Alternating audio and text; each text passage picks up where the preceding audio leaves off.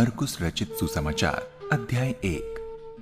परमेश्वर के पुत्र यीशु मसीह के सुसमाचार का आरंभ, जैसा यशायाह भविष्यद्वक्ता की पुस्तक में लिखा है। देख, मैं अपने दूत को तेरे आगे भेजता हूं, जो तेरे लिए मार्ग सुधारेगा। जंगल में एक पुकारने वाले का शब्द सुनाई दे रहा है कि प्रभु का मार्ग तैयार करो और उसकी सड़कें सीधी करो। यूहन्ना आया, जो जंगल में बपतिस्मा देता और पापों की क्षमा के लिए मनफिराव के बपतिस्मा का प्रचार करता था।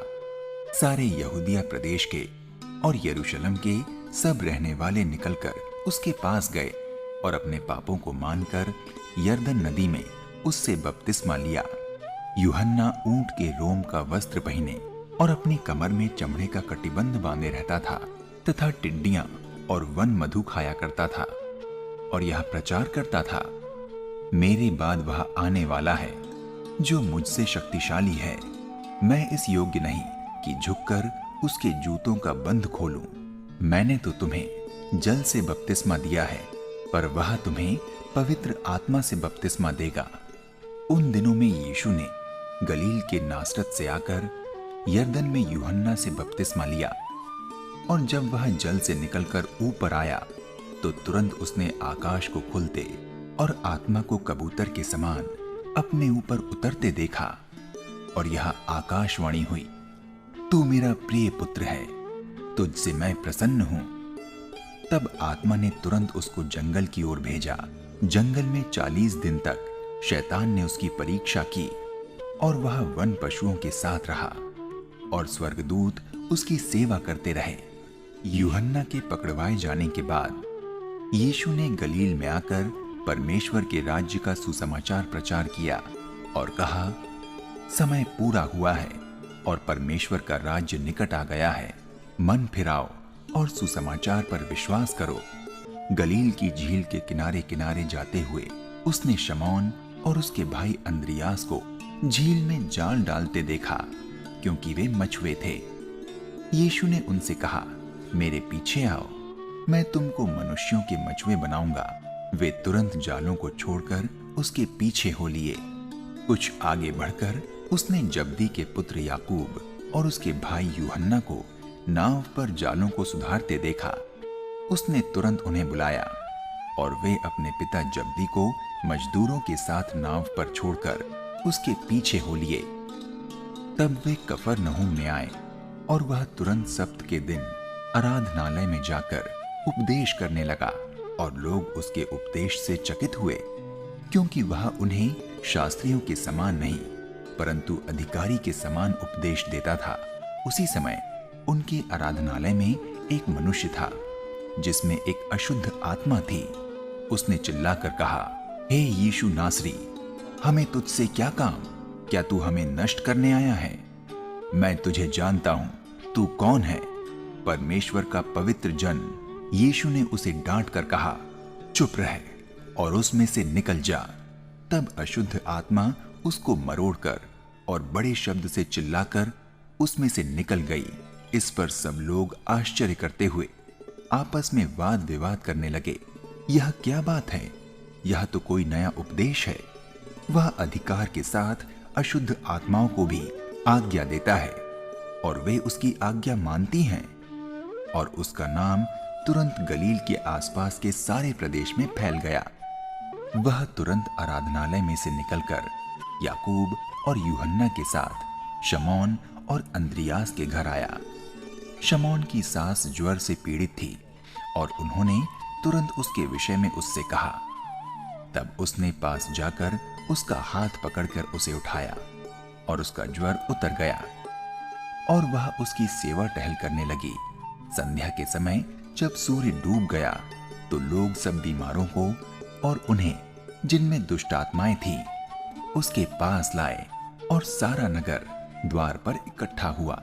उसने बहुतों को जो नाना प्रकार की बीमारियों से दुखी थे चंगा किया। बहुत सी दुष्ट आत्माओं को निकाला, और दुष्ट आत्माओं को बोलने ना दिया, क्योंकि वे उसे पहचानती थीं। भोर को दिन निकलने से बहुत पहले वह उठकर निकला और एक जंगली स्थान में गया और वहां प्रार्थना करने लगा। तब शमौन और उसके साथी उसकी खोज में गए, जब वह मिला तो उससे कहा, सब लोग तुझे ढूंढ रहे हैं। उसने उनसे कहा, आओ हम और कहीं आसपास की बस्तियों में जाएं कि मैं वहां भी प्रचार करूं, क्योंकि मैं इसीलिए निकला हूं। अतः वह सारे गलील में उनके आराधनालयों में जा जाकर प्रचार करता और दुष्ट आत्माओं को निकालता रहा। एक कोढ़ी उसके पास आया, उसने विनती की और उसके सामने घुटने टेक कर उससे कहा, यदि तू चाहे तो मुझे शुद्ध कर सकता है। उसने उस पर तरस खाकर हाथ बढ़ाया और उसे छूकर कहा, मैं चाहता हूं तू शुद्ध हो जा। और तुरंत उसका कोढ़ जाता रहा और वह शुद्ध हो गया। तब उसने उसे चिताकर तुरंत विदा किया और उससे कहा, देख, किसी से कुछ मत कहना, परंतु जाकर अपने आप को याजक को दिखा और अपने शुद्ध होने के विषय में जो कुछ मूसा ने ठहराया है उसे भेंट चढ़ा कि उस पर गवाही हो। परंतु वह बाहर जाकर इस बात का बहुत प्रचार करने और यहाँ तक फैलाने लगा कि यीशु फिर खुल्लम खुल्ला नगर में ना जा सका, परंतु बाहर जंगली स्थानों में रहा और चारों ओर से लोग उसके पास आते रहे।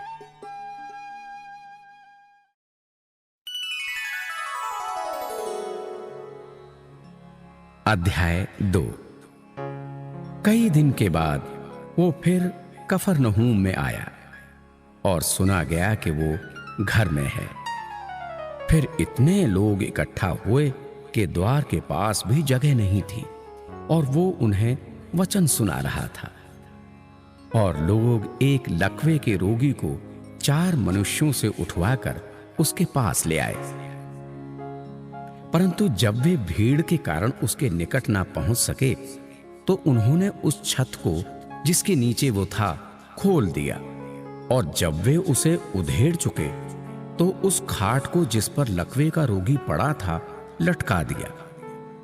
यीशु ने उनका विश्वास देखकर उस लकवे के रोगी से कहा, हे पुत्र, तेरे पाप क्षमा हुए।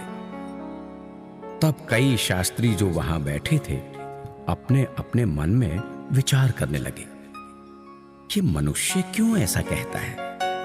ये तो परमेश्वर की निंदा करता है। परमेश्वर को छोड़ और कौन पाप क्षमा कर सकता है?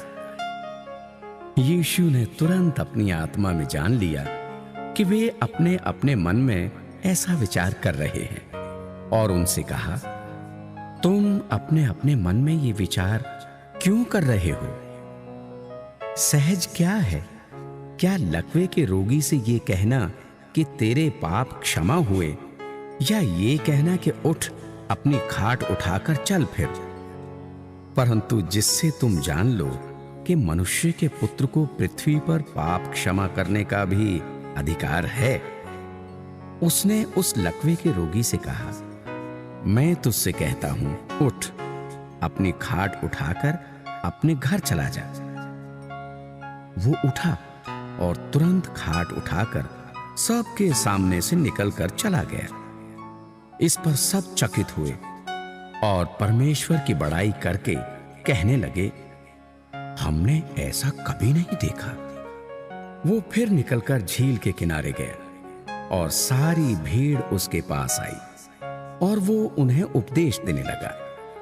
जाते हुए उसने हलफई के पुत्र लेवी को चुंगी की चौकी पर बैठे देखा और उससे कहा, मेरे पीछे हो ले।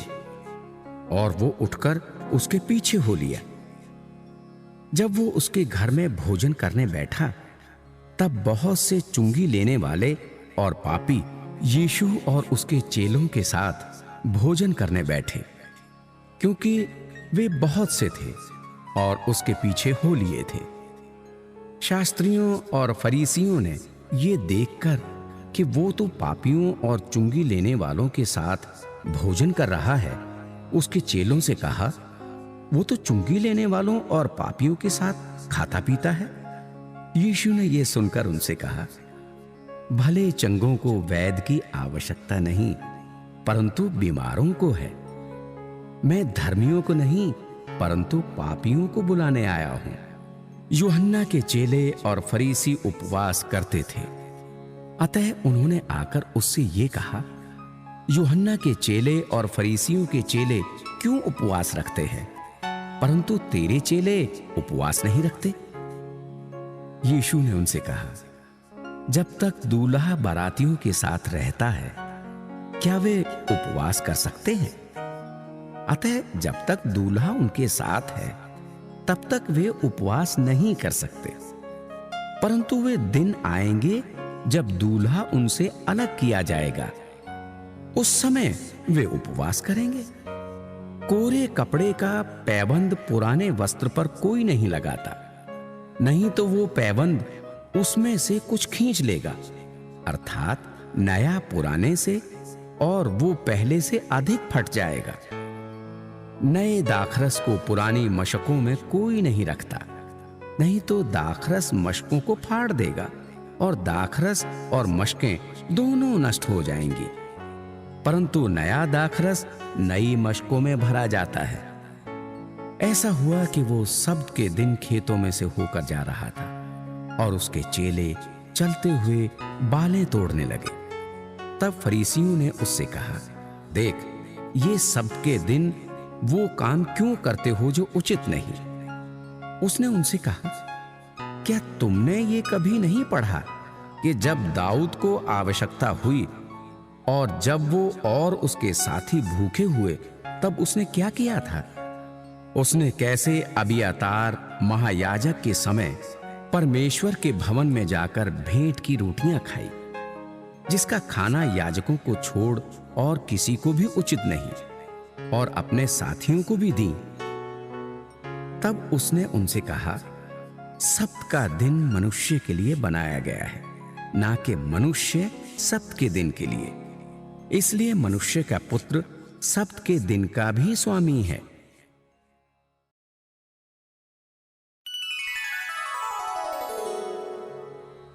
अध्याय 3।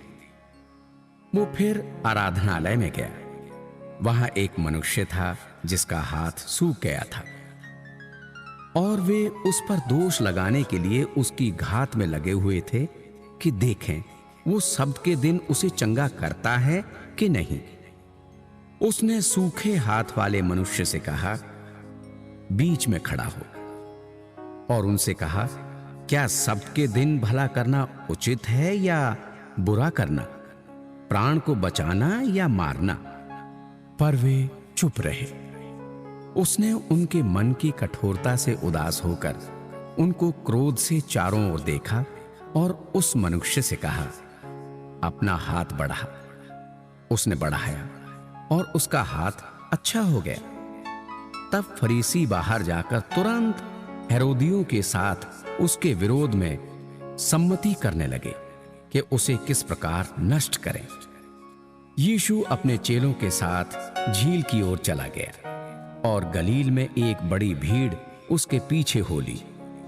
और यहूदिया और यरूशलेम और इदूमिया और यरदन के पार और सूर और सैदा के आसपास से एक बड़ी भीड़ ये सुनकर कि वो कैसे अचंभे के काम करता है, उसके पास आई। उसने अपने चेलों से कहा, भीड़ के कारण एक छोटी नाव मेरे लिए तैयार रहे, ताकि वे मुझे दबा ना सके। क्योंकि उसने बहुतों को चंगा किया था, इसलिए जितने लोग रोगग्रस्त थे उसे छूने के लिए उस पर गिरे पड़ते थे।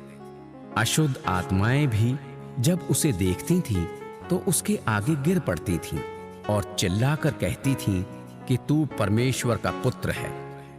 और उसने उन्हें बहुत चिताया कि मुझे प्रकट ना करना। फिर वो पहाड़ पर चढ़ गया और जिन्हें वो चाहता था उन्हें अपने पास बुलाया, और वे उसके पास आए।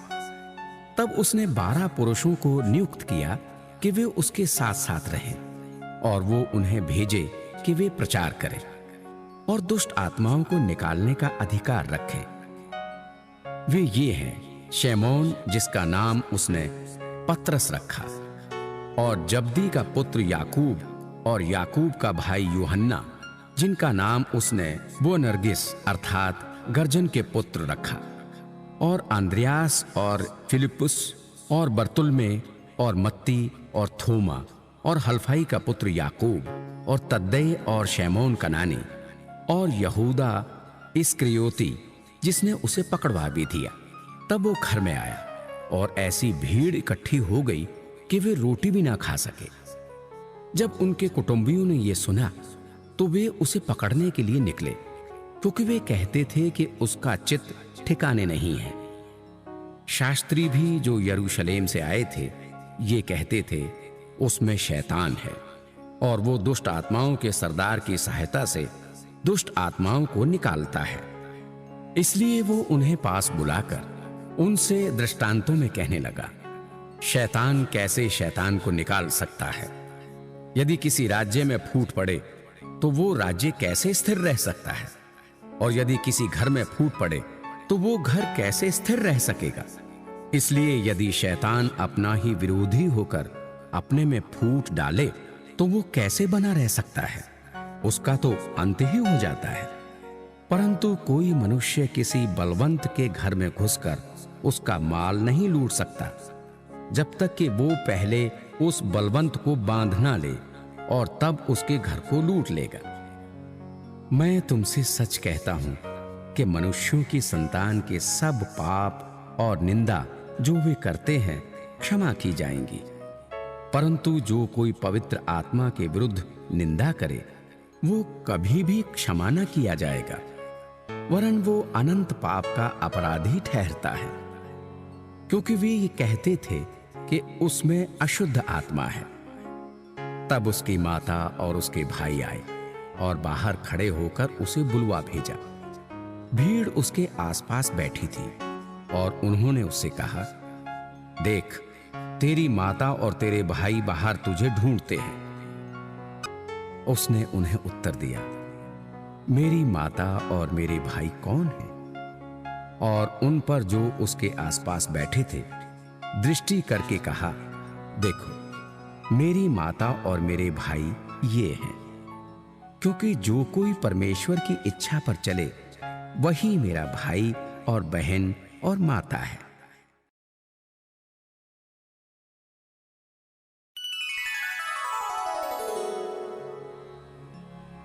अध्याय 4। वो फिर झील के किनारे उपदेश देने लगा और ऐसी बड़ी भीड़ उसके पास इकट्ठी हो गई कि वो झील में एक नाव पर चढ़कर बैठ गया और सारी भीड़ भूमि पर झील के किनारे खड़ी रही। और वो उन्हें दृष्टांतों में बहुत सी बातें सिखाने लगा और अपने उपदेश में उनसे कहा, सुनो, एक बोने वाला बीज बोने निकला। बोते समय कुछ मार्ग के किनारे गिरा और पक्षियों ने आकर उसे चुग लिया। कुछ पथरीली भूमि पर गिरा जहां उसको बहुत मिट्टी ना मिली, और गहरी मिट्टी ना मिलने के कारण जल्द उगाया। और जब सूर्य निकला तो जल गया और जड़ ना पकड़ने के कारण सूख गया। कुछ झाड़ियों में गिरा और झाड़ियों ने बढ़कर उसे दबा लिया और वो फल ना लाया। परंतु कुछ अच्छी भूमि पर गिरा और वो उगा और बढ़कर फलवंत हुआ, और कोई 30 गुना, कोई 60 गुना और कोई 100 गुना फल लाया। तब उसने कहा, जिसके पास सुनने के लिए कान हो वो सुन ले। जब वो अकेला रह गया तो उसके साथियों ने उन 12 समेत उससे इन दृष्टांतों के विषय में पूछा। उसने उनसे कहा, तुमको तो परमेश्वर के राज्य के भेद की समझ दी गई है, परंतु बाहर वालों के लिए सब बातें दृष्टांतों में होती हैं, इसलिए कि वे देखते हुए देखें और उन्हें सुझाई ना पड़े, और सुनते हुए सुने भी और ना समझें। ऐसा ना हो कि वे फिरें और क्षमा किए जाएं।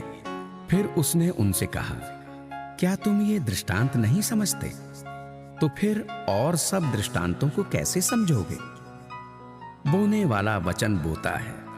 जो मार्ग के किनारे हैं जहां वचन बोया जाता है, ये वे हैं कि जब उन्होंने सुना तो शैतान तुरंत आकर वचन को जो उसमें बोया गया था उठा ले जाता है। वैसे ही जो पथरीली भूमि पर बोए जाते हैं, ये वे हैं जो वचन को सुनकर तुरंत आनंद से ग्रहण कर लेते हैं, परंतु अपने भीतर जड़ न रखने के कारण वे थोड़े ही दिनों के लिए रहते हैं। इसके बाद जब वचन के कारण उन पर कलेश या उपद्रव होता है तो वे तुरंत ठोकर खाते हैं। जो झाड़ियों में बोए गए ये वे हैं जिन्होंने वचन सुना और संसार की चिंता और धन का धोखा और अन्य वस्तुओं का लोभ उनमें समाकर वचन को दबा देता है और वो निष्फल रह जाता है। और जो अच्छी भूमि में बोए गए ये वे हैं जो वचन सुनकर ग्रहण करते और फल लाते हैं, कोई 30 गुना, कोई 60 गुना और कोई 100 गुना। उसने उनसे कहा, क्या दिए को इसलिए लाते हैं कि पैमाने या खाट के नीचे रखा जाए? क्या इसलिए नहीं कि दीवट पर रखा जाए? क्योंकि कोई वस्तु छिपी नहीं, परंतु इसलिए है कि प्रकट हो जाए, और ना कुछ गुप्त है पर इसलिए कि प्रकट हो जाए। यदि किसी के सुनने के कान हो तो वो सुन ले। फिर उसने उनसे कहा, चौकस रहो कि क्या सुनते हो। जिस नाप से तुम नापते हो उसी से तुम्हारे लिए भी नापा जाएगा और तुमको अधिक दिया जाएगा। क्योंकि जिसके पास है उसको दिया जाएगा, और जिसके पास नहीं है उससे वो भी जो उसके पास है ले लिया जाएगा। फिर उसने कहा, परमेश्वर का राज्य ऐसा है जैसे कोई मनुष्य भूमि पर बीज छींटे और रात को सोए और दिन को जागे, और वो बीज ऐसे उगे और बढ़े कि वो ना जाने। पृथ्वी आप से आप फल लाती है, पहले अंकुर, तब बाल और तब बालों में तैयार दाना। परंतु जब दाना पक जाता है तब वो तुरंत हंसिया लगाता है, क्योंकि कटनी आ पहुंची है। फिर उसने कहा, हम परमेश्वर के राज्य की उपमा किससे दें और किस दृष्टांत से उसका वर्णन करें?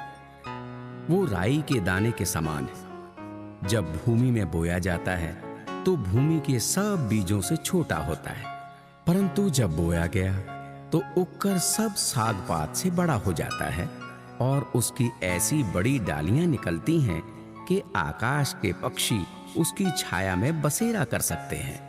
वो उन्हें इस प्रकार के बहुत से दृष्टांत दे देकर उनकी समझ के अनुसार वचन सुनाता था, और बिना दृष्टांत कहे वो उनसे कुछ भी नहीं कहता था। परंतु एकांत में वो अपने निज चेलों को सब बातों का अर्थ बताता था। उसी दिन जब सांझ हुई तो उसने चेलों से कहा, आओ हम पार चले। और वे भीड़ को छोड़कर जैसा वो था वैसा ही उसे नाव पर साथ ले चले, और उसके साथ और भी नावें थी। जब बड़ी आंधी आई और लहरें नाव पर यहां तक लगीं कि वो पानी से भरी जाती थी, पर वो आप पिछले भाग में गद्दी पर सो रहा था। तब उन्होंने उसे जगाकर उससे कहा, हे गुरु, क्या तुझे चिंता नहीं कि हम नष्ट हुए जाते हैं? तब उसने उठकर आंधी को डांटा और पानी से कहा, शांत रह, थम जा। और आंधी थम गई और बड़ा चैन हो गया। और उसने कहा, तुम क्यों डरते हो? क्या तुम्हें अब तक विश्वास नहीं? वे बहुत ही डर गए और आपस में बोले, कि कौन है कि आंधी और पानी भी उसकी आज्ञा मानते हैं?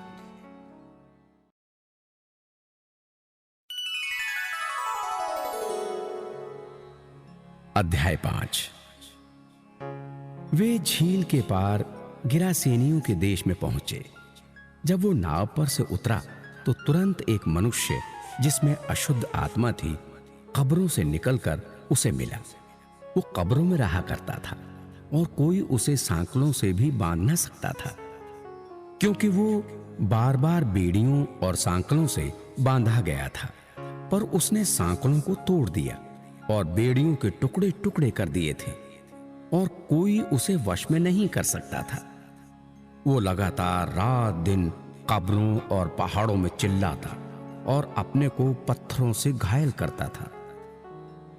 वो यीशु को दूर से ही देखकर दौड़ा, उसे प्रणाम किया और ऊंचे शब्द से चिल्लाकर कहा, हे यीशु, परम प्रधान परमेश्वर के पुत्र, मुझे तुझसे क्या काम? मैं तुझे परमेश्वर की शपथ देता हूं कि मुझे पीड़ा ना दे। क्योंकि उसने उससे कहा था, हे अशुद्ध आत्मा, इस मनुष्य में से निकला। उसने उससे पूछा, तेरा क्या नाम है? उसने उससे कहा, मेरा नाम सेना है, क्योंकि हम बहुत हैं। और उसने उससे बहुत विनती की, हमें इस देश से बाहर ना भेज। वहां पहाड़ पर सूअरों का एक बड़ा झुंड चल रहा था। उन्होंने उससे विनती करके कहा, हमें उन सूअरों में भेज दें कि हम उनके भीतर जाएं। अतः उसने उन्हें आज्ञा दी और अशुद्ध आत्मा निकलकर सूअरों के भीतर बैठ गई, और झुंड जो कोई 2000 का था, कहाड़े पर से झपटकर झील में जा पड़ा और डूब मरा। उनके चरवाहों ने भागकर नगर और गांवों में समाचार सुनाया, और जो हुआ था लोग उसे देखने आए। यीशु के पास आकर वे उसको, जिसमें दुष्ट आत्माएं थीं, अर्थात जिसमें सेना समाई थी, कपड़े पहने और सचेत बैठे देखकर डर गए। देखने वालों ने उसका, जिसमें दुष्ट आत्माएं थीं, और सूअरों का पूरा हाल उनको कह सुनाया। तब वे उससे विनती करके कहने लगे कि हमारी सीमा से चला जा। जब वो नाव पर चढ़ने लगा तो वो, जिसमें पहले दुष्ट आत्माएं थीं, उससे विनती करने लगा, मुझे अपने साथ रहने दे। परंतु उसने उसे आज्ञा ना दी और उससे कहा, अपने घर जाकर अपने लोगों को बता कि तुझ पर दया करके प्रभु ने तेरे लिए कैसे बड़े काम किए हैं। वो जाकर दिकापुलिस में इस बात का प्रचार करने लगा कि यीशु ने मेरे लिए कैसे बड़े काम किए, और सब लोग अचंभा करते थे। जब यीशु फिर नाव से पार गया तो एक बड़ी भीड़ उसके पास इकट्ठी हो गई। वो झील के किनारे ही था कि याईर नामक आराधनालय के सरदारों में से एक आया और उसे देखकर उसके पांवों पर गिरा और ये कहकर उससे बहुत विनती की, मेरी छोटी बेटी मरने पर है, तू आकर उस पर हाथ रख कि वो चंगी होकर जीवित रहे। तब वो उसके साथ चला और बड़ी भीड़ उसके पीछे हो ली, यहां तक कि लोग उस पर गिरे पड़ते थे। एक स्त्री थी जिसको 12 वर्ष से लहू बहने का रोग था। उसने बहुत वैद्यों से बड़ा दुख उठाया और अपना सब माल व्यय करने पर भी उसे कुछ लाभ ना हुआ था, परंतु और भी रोगी हो गई थी। वो यीशु की चर्चा सुनकर भीड़ में उसके पीछे से आई और उसके वस्त्र को छू लिया, क्योंकि वो कहती थी, यदि मैं उसके वस्त्र ही को छू लूंगी तो चंगी हो जाऊंगी। और तुरंत उसका लहू बहना बंद हो गया और उसने अपनी देह में जान लिया कि मैं उस बीमारी से अच्छी हो गई हूं। यीशु ने तुरंत अपने में जान लिया कि मुझ में से सामर्थ्य निकली है और भीड़ में पीछे फिरकर पूछा, मेरा वस्त्र किसने छुआ? उसके चेलों ने उससे कहा, तू देखता है कि भीड़ तुझ पर गिरी पड़ती है और तू कहता है कि किसने मुझे छुआ? तब उसने उसे देखने के लिए, जिसने ये काम किया था, चारों ओर दृष्टि की। तब वो स्त्री ये जानकर कि मेरी कैसी भलाई हुई है, डरती और कांपती हुई आई और उसके पांवों पर गिरकर उससे सब हाल सच सच कह दिया। उसने उससे कहा, पुत्री, तेरे विश्वास ने तुझे चंगा किया है, कुशल से जा और अपनी इस बीमारी से बची रह। वो ये कह ही रहा था कि आराधनालय के सरदार के घर से लोगों ने आकर कहा, तेरी बेटी तो मर गई, अब गुरु को क्यों दुख देता है? जो बात वे कह रहे थे उसको यीशु ने अनसुनी करके आराधनालय के सरदार से कहा, मत डर, केवल विश्वास रख। और उसने पतरस और याकूब के भाई यूहन्ना को छोड़ अन्य किसी को अपने साथ आने ना दिया। आराधनालय के सरदार के घर में पहुंचकर उसने लोगों को बहुत रोते और चिल्लाते देखा। तब उसने भीतर जाकर उनसे कहा, तुम क्यों हल्ला मचाते हो और रोते हो? लड़की मरी नहीं परंतु सो रही है। वे उसकी हंसी करने लगे, परंतु उसने सबको निकालकर लड़की के माता पिता और अपने साथियों के साथ भीतर जहां लड़की पड़ी थी गया और लड़की का हाथ पकड़कर उससे कहा, तलीता कूमी, जिसका अर्थ है, हे लड़की, मैं तुझसे कहता हूं उठ। और लड़की तुरंत उठकर चलने फिरने लगी, क्योंकि वो 12 वर्ष की थी। इस पर लोग बहुत चकित हो गए।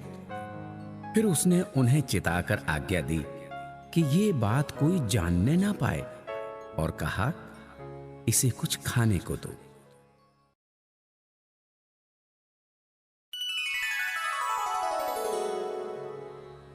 अध्याय 6। वहां से निकलकर वो अपने देश में आया और उसके चेले भी उसके पीछे गए। सब्त के दिन वो आराधनालय में उपदेश करने लगा और बहुत से लोग सुनकर चकित हुए और कहने लगे, इसको ये बातें कहां से आ गईं? ये कौन सा ज्ञान है जो उसको दिया गया है?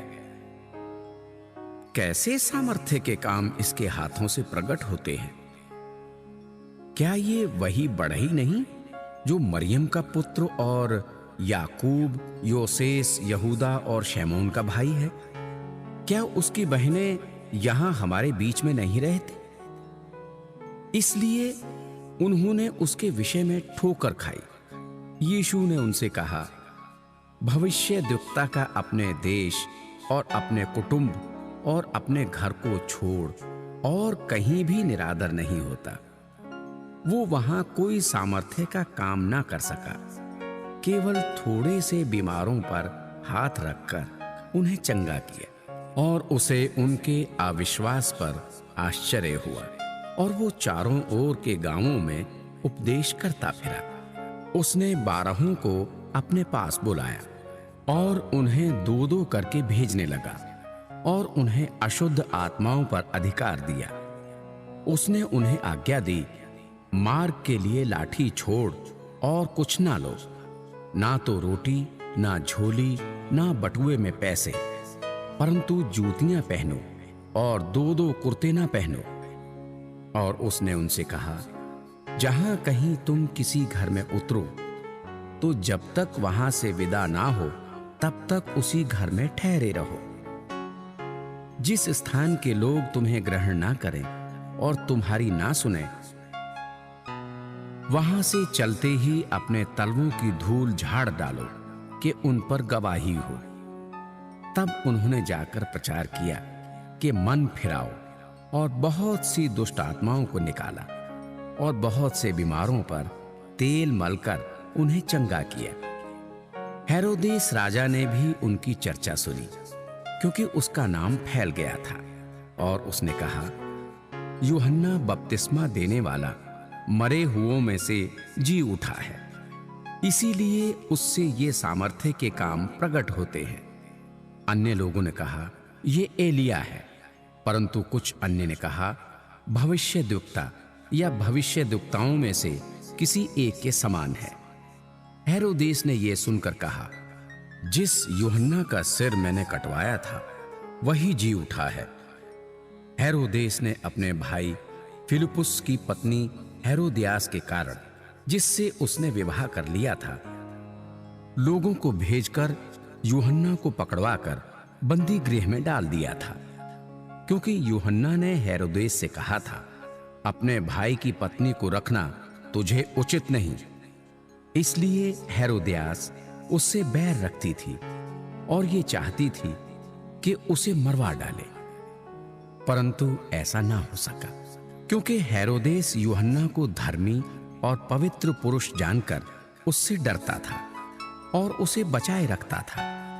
और उसकी बातें सुनकर बहुत घबराता था, पर आनंद से सुनता था। ठीक अवसर आया जब हेरोदेस ने अपने जन्मदिन में अपने प्रधानों और सेनापतियों और गलील के बड़े लोगों के लिए भोज किया, तो हेरोदियास की बेटी भीतर आई और नाचकर हेरोदेस को और उसके साथ बैठने वालों को प्रसन्न किया। तब राजा ने लड़की से कहा, तू जो चाहे मुझसे मांग, मैं तुझे दूंगा। और उससे शपथ खाई, मैं अपने आधे राज्य तक जो कुछ तू मुझसे मांगेगी मैं तुझे दूंगा। उसने बाहर जाकर अपनी माता से पूछा, मैं क्या मांगू? वो बोली, यूहन्ना बपतिस्मा देने वाले का सिर। वो तुरंत राजा के पास भीतर आई और उससे विनती की, मैं चाहती हूं कि तू अभी यूहन्ना बपतिस्मा देने वाले का सिर एक थाल में मुझे मंगवा दे। तब राजा बहुत उदास हुआ, परंतु अपनी शपथ के कारण और साथ बैठने वालों के कारण उसे टालना न चाहा। अतः राजा ने तुरंत एक सिपाही को आज्ञा देकर भेजा कि उसका सिर काट लाए।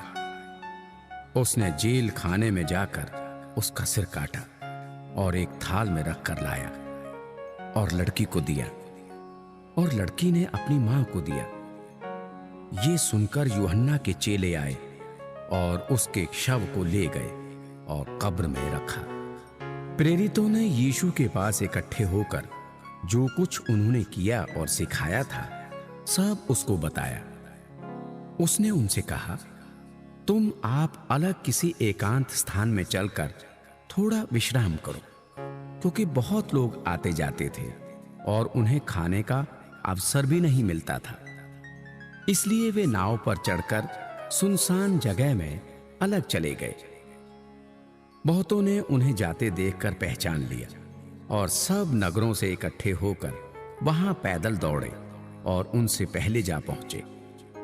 उसने उतरकर बड़ी भीड़ देखी और उन पर तरस खाया, क्योंकि वे उन भेड़ों के समान थे जिनका कोई रखवाला ना हो, और वो उन्हें बहुत सी बातें सिखाने लगा। जब दिन बहुत ढल गया तो उसके चेले उसके पास आकर कहने लगे, ये सुनसान जगह है और दिन बहुत ढल गया है, उन्हें विदा करके चारों ओर के गांवों और बस्तियों में जाकर अपने लिए कुछ खाने को मोल ले। उसने उत्तर दिया, तुम ही उन्हें खाने को दो। उन्होंने उससे कहा, क्या हम 100 दिनार की रोटियां मोल लें और उन्हें खिलाएं? उसने उनसे कहा, जाकर देखो तुम्हारे पास कितनी रोटियां हैं। उन्होंने मालूम करके कहा, 5 और 2 मछली भी। तब उसने उन्हें आज्ञा दी कि सबको हरी घास पर पांति पांति में बैठा दो। वे 100 और 50 करके पांति पांति बैठ गए। उसने उन 5 रोटियों को और 2 मछलियों को लिया और स्वर्ग की ओर देखकर धन्यवाद किया और रोटियां तोड़ तोड़ कर चेलों को देता गया कि वे लोगों को परोसें, और वे 2 मछलियां भी उन सब में बांट दी। सब खाकर तृप्त हो गए और उन्होंने टुकड़ों से 12 टोकरियां भरकर उठाई, और कुछ मछलियों से भी। जिन्होंने रोटियां खाईं वे 5000 पुरुष थे। तब उसने तुरंत अपने चेलों को नाव पर चढ़ने के लिए विवश किया कि वे उससे पहले उस पार बैतसैदा को चले जाएं, जब तक कि वो लोगों को विदा करे। उन्हें विदा करके वो पहाड़ पर प्रार्थना करने को गया। जब सांझ हुई तो नाव झील के बीच में थी और वो अकेला भूमि पर था। तब उसने देखा कि वे खेते खेते घबरा गए हैं, क्योंकि हवा उनके विरुद्ध थी। तो रात के 4थे पहर के निकट वो झील पर चलते हुए उनके पास आया और उनसे आगे निकल जाना चाहता था, परंतु उन्होंने उसे झील पर चलते देखकर समझा कि भूत है और चिल्ला उठे, क्योंकि सब उसे देखकर घबरा गए थे। पर उसने तुरंत उनसे बातें की और कहा, ढांढस बांधो, मैं हूं, डरो मत। तब वो उनके पास नाव पर आया और हवा थम गई और वे बहुत ही आश्चर्य करने लगे। वे उन रोटियों के विषय में ना समझे थे, क्योंकि उनके मन कठोर हो गए थे। वे पार उतरकर गन्ने सरत में पहुंचे और नाव घाट पर लगाई। जब वे नाव पर से उतरे तो लोग तुरंत उसको पहचान कर आसपास के सारे देश में दौड़े और बीमारों को खाटों पर डालकर जहां जहां समाचार पाया कि वो है, वहां वहां लिए फिरे। और जहां कहीं वो गांवों, नगरों या बस्तियों में जाता था, लोग बीमारों को बाजारों में रखकर उससे विनती करते थे कि वो उन्हें अपने वस्त्र के आंचल ही को छू लेने दे, और जितने उसे छूते थे सब चंगे हो जाते थे।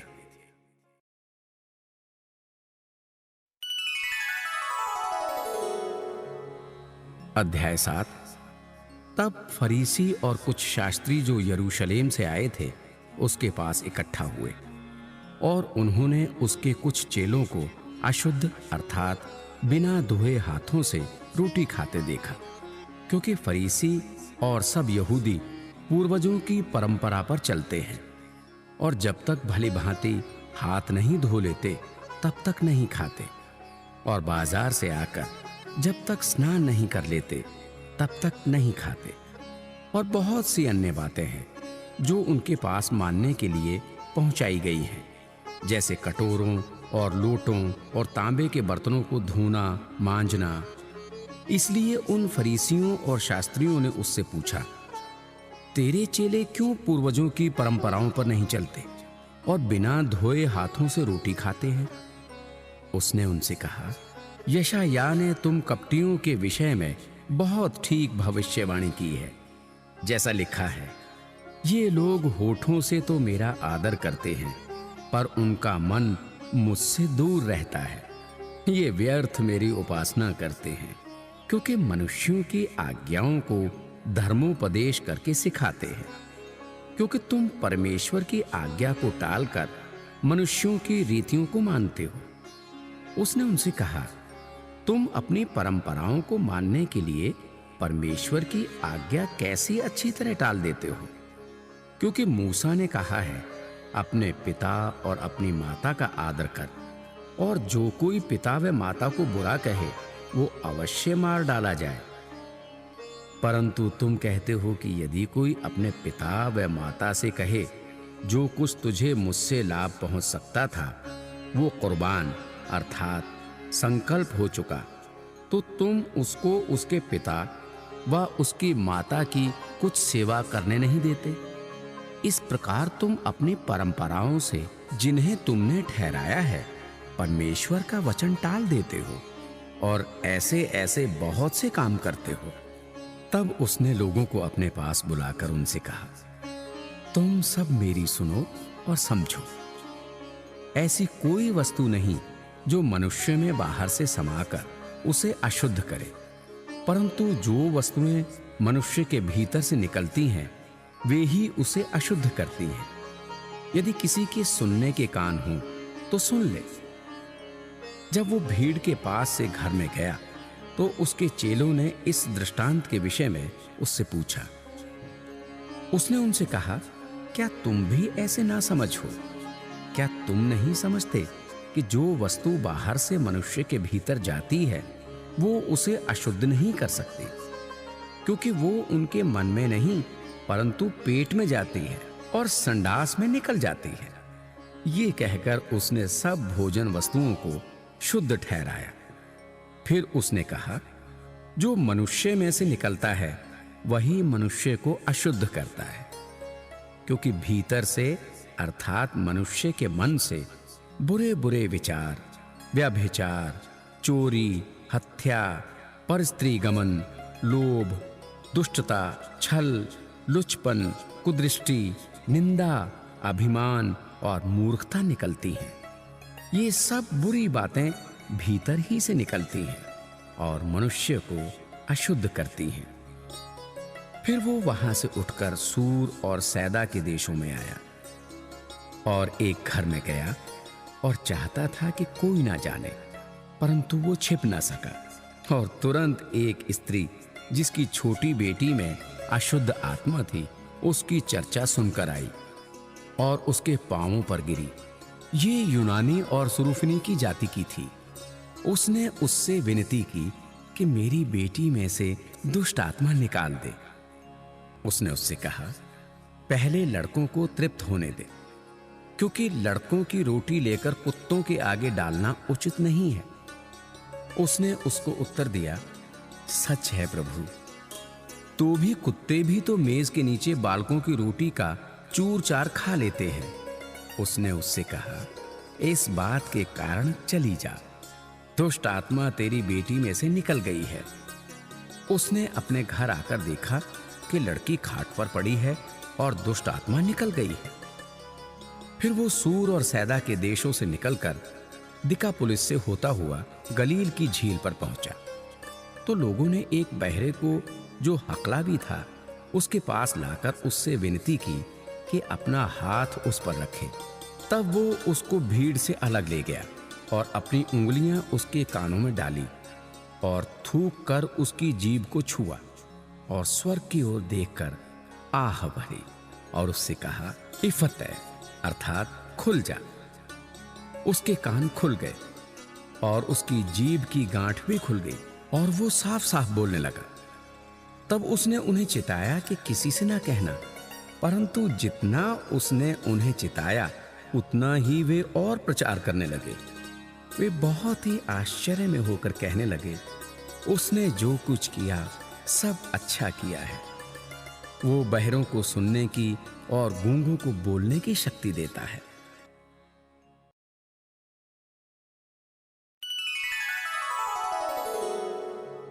अध्याय 8। उन दिनों में जब फिर बड़ी भीड़ इकट्ठी हुई और उनके पास कुछ खाने को ना था, तो उसने अपने चेलों को पास बुलाकर उनसे कहा, मुझे इस भीड़ पर तरस आता है, क्योंकि ये 3 दिन से बराबर मेरे साथ है और उनके पास कुछ भी खाने को नहीं। यदि मैं उन्हें भूखा घर भेज दूं तो मार्ग में थक कर रह जाएंगे, क्योंकि इनमें से कोई कोई दूर से आए हैं। उनके चेलों ने उसको उत्तर दिया, यहां जंगल में इतनी रोटी कोई कहां से लाए कि ये तृप्त हों। उसने उनसे पूछा, तुम्हारे पास कितनी रोटियां हैं? उन्होंने कहा, 7।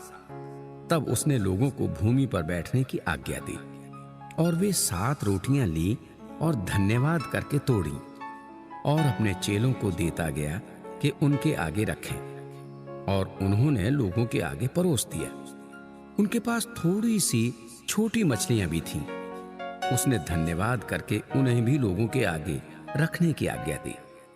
वे खाकर तृप्त हो गए और चेलों ने शेष टुकड़ों के 7 टोकरे भरकर उठाए, और लोग 4000 के लगभग थे। तब उसने उनको विदा किया और वो तुरंत अपने चेलों के साथ नाव पर चढ़कर दलमनूता प्रदेश को चला गया। फिर फरीसी आकर उससे वाद विवाद करने लगे और उसे जांचने के लिए उससे कोई स्वर्गीय चिन्ह मांगा। उसने अपनी आत्मा में आह भरकर कहा, इस समय के लोग क्यों चिन्ह ढूंढते हैं? मैं तुमसे सच कहता हूं कि इस समय के लोगों को कोई चिन्ह नहीं दिया जाएगा। और वो उन्हें छोड़कर फिर नाव पर चढ़ गया और पार चला गया। चेले रोटी लेना भूल गए थे और नाव में उनके पास एक ही रोटी थी। उसने उन्हें चिताया, देखो, फरीसियों के खमीर और हेरोदेस के खमीर से चौकस रहो। वे आपस में विचार कर कर कहने लगे, हमारे पास रोटी नहीं है। ये जानकर यीशु ने उनसे कहा, तुम क्यों आपस में ये विचार कर रहे हो कि हमारे पास रोटी नहीं? क्या अब तक नहीं जानते और नहीं समझते? क्या तुम्हारा मन कठोर हो गया है? क्या आंखें रखते हुए भी नहीं देखते और कान रखते हुए भी नहीं सुनते? क्या तुम्हें स्मरण नहीं कि जब मैंने 5000 के लिए 5 रोटियां तोड़ी थीं, तो तुमने टुकड़ों की कितनी टोकरियां भरकर उठाई? उन्होंने उससे कहा, 12 टोकरियां। और जब 4000 के लिए 7 रोटियां थी, तो तुमने टुकड़ों के कितने टोकरे भरकर उठाए थे? उन्होंने उससे कहा, 7 टोकरे। उसने उनसे कहा, क्या तुम अब तक नहीं समझते? वे बैतसैदा में आए और लोग एक अंधे को उसके पास ले आए और उससे विनती की कि उसको छूए। वो उस अंधे का हाथ पकड़कर उसे गांव के बाहर ले गया और उसकी आंखों में थूक कर उस पर हाथ रखे और उससे पूछा, क्या तू कुछ देखता है? उसने आंख उठाकर कहा, मैं मनुष्यों को देखता हूं, वे मुझे चलते हुए पेड़ों जैसे दिखाई देते हैं। तब उसने दोबारा उनकी आंखों पर हाथ रखे और अंधे ने ध्यान से देखा। वो चंगा हो गया और सब कुछ साफ साफ देखने लगा। उसने उसे ये कहकर घर भेजा, इस गांव के भीतर पांव भी न रखना। यीशु और उसके चेले कैसरिया फिलिप्पी के गांव में चले गए। मार्ग में उसने अपने चेलों से पूछा, लोग मुझे क्या कहते हैं? उन्होंने उत्तर दिया, यूहन्ना बपतिस्मा देने वाला, पर कोई कोई एलिया और कोई कोई भविष्यद्वक्ताओं में से एक भी कहते हैं। उसने उनसे पूछा, परंतु तुम मुझे क्या कहते हो? पतरस ने उसको उत्तर दिया, तू मसीह है। तब उसने उन्हें चिताकर कहा कि मेरे विषय में ये किसी से ना कहना। तब वो उन्हें सिखाने लगा कि मनुष्य के पुत्र के लिए आवश्यक है कि वो बहुत दुख उठाए और पुरनिये और प्रधान याजक और शास्त्री उसे तुच्छ समझकर मार डालें और वो 3 दिन के बाद जी उठे। उसने ये बात उनसे साफ साफ कह दी। इस पर पतरस उसे अलग ले जाकर झिड़कने लगा, परंतु उसने फिरकर अपने चेलों की ओर देखा और पतरस को झिड़क कर कहा, हे शैतान, मेरे सामने से दूर हो, क्योंकि तू परमेश्वर की बातों पर नहीं परंतु मनुष्यों की बातों पर मन लगाता है। उसने भीड़ को अपने चेलों समेत पास बुलाकर उनसे कहा, जो कोई मेरे पीछे आना चाहे वो अपने आपे से इनकार करे और अपना क्रूस उठाकर मेरे पीछे हो ले। क्योंकि जो कोई अपना प्राण बचाना चाहे वो उसे खोएगा, पर जो कोई मेरे और सुसमाचार के लिए अपना प्राण खोएगा वो उसे बचाएगा।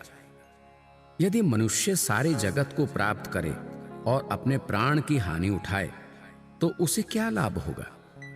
मनुष्य अपने प्राण के बदले क्या देगा?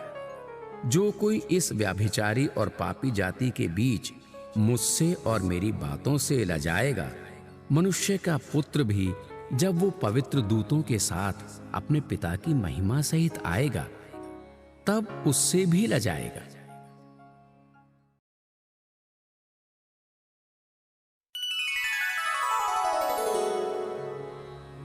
अध्याय 9।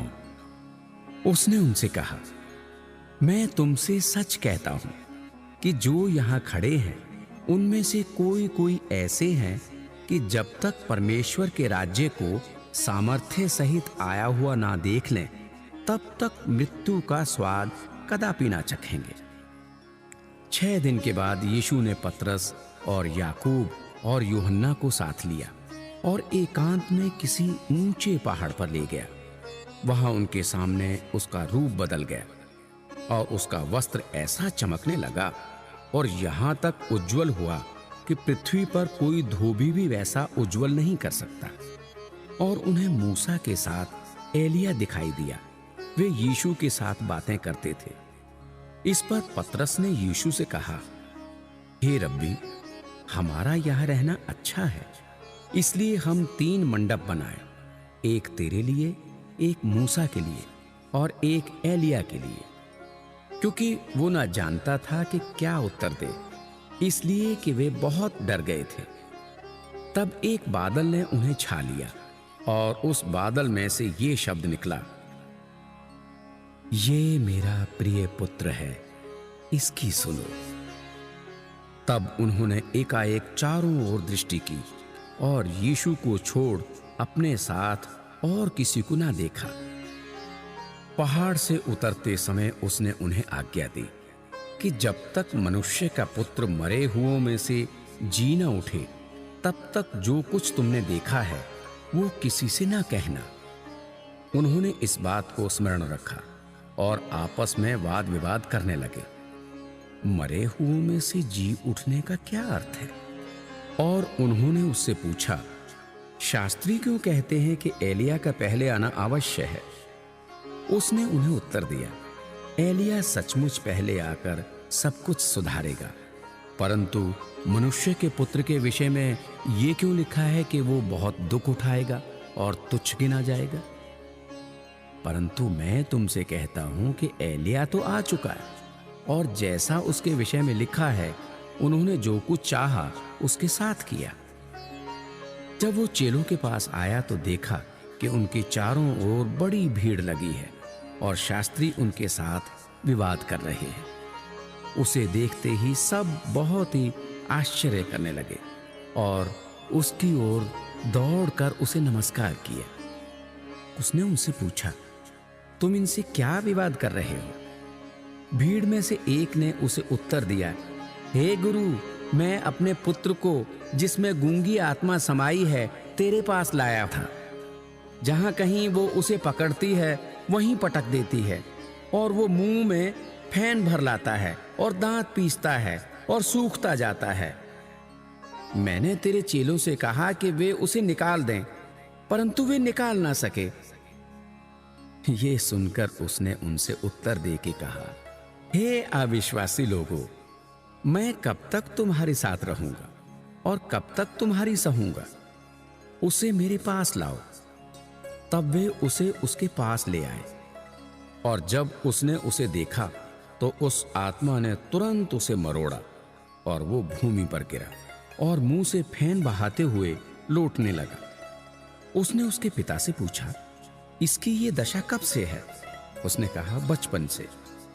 उसने इसे नष्ट करने के लिए कभी आग और कभी पानी में गिराया, परंतु यदि तू कुछ कर सके तो हम पर तरस खाकर हमारा उपकार कर। यीशु ने उससे कहा, यदि तू कर सकता है, ये क्या बात? विश्वास करने वाले के लिए सब कुछ हो सकता है। बालक के पिता ने तुरंत गिड़गिड़ाकर कहा, हे प्रभु, मैं विश्वास करता हूं, मेरे अविश्वास का उपाय कर। तब यीशु ने देखा कि लोग दौड़कर भीड़ लगा रहे हैं, तो उसने अशुद्ध आत्मा को ये कहकर डांटा, हे गूंगी और बहरी आत्मा, मैं तुझे आज्ञा देता हूं, उसमें से निकल आ और उसमें फिर कभी प्रवेश ना करना। तब वो चिल्लाकर और उसे बहुत मरोड़कर निकल आई और बालक मरा हुआ सा हो गया। यहां तक कि बहुत लोग कहने लगे कि वो मर गया, परंतु यीशु ने उसका हाथ पकड़ के उसे उठाया और वो खड़ा हो गया।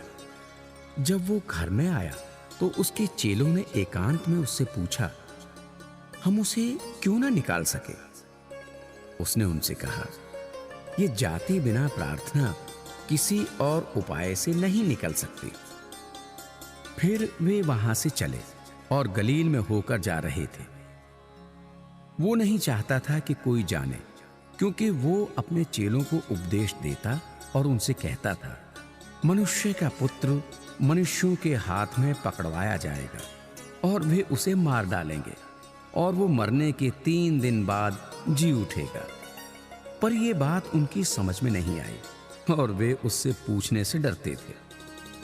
फिर वे कफरनहूम में आए और घर में आकर उसने उनसे पूछा, रास्ते में तुम किस बात पर विवाद कर रहे थे? वे चुप रहे, क्योंकि मार्ग में उन्होंने आपस में ये वाद विवाद किया था कि हम में से बड़ा कौन है। तब उसने बैठकर 12 को बुलाया और उनसे कहा, यदि कोई बड़ा होना चाहे तो सबसे छोटा और सबका सेवक बने। और उसने एक बालक को लेकर उनके बीच में खड़ा किया और उसे गोद में लेकर उनसे कहा, जो कोई मेरे नाम से ऐसे बालकों में से किसी एक को भी ग्रहण करता है वो मुझे ग्रहण करता है, और जो कोई मुझे ग्रहण करता वो मुझे नहीं वरन मेरे भेजने वाले को ग्रहण करता है। तब यूहन्ना ने उससे कहा, हे गुरु, हमने एक मनुष्य को तेरे नाम से दुष्ट आत्माओं को निकालते देखा और हम उसे मना करने लगे, क्योंकि वो हमारे पीछे नहीं हो लेता था। यीशु ने कहा, उसको मत मना करो, क्योंकि ऐसा कोई नहीं जो मेरे नाम से सामर्थ्य का काम करे और जल्दी से मुझे बुरा कह सके, क्योंकि जो हमारे विरोध में नहीं वो हमारी ओर है। जो कोई एक कटोरा पानी तुम्हें इसलिए पिलाए कि तुम मसीह के हो, तो मैं तुमसे सच कहता हूं कि वो अपना प्रतिफल किसी रीति से न खोएगा।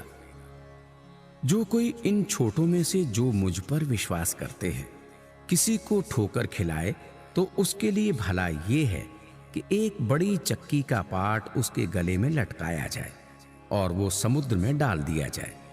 यदि तेरा हाथ तुझे ठोकर खिलाए तो उसे काट डाल।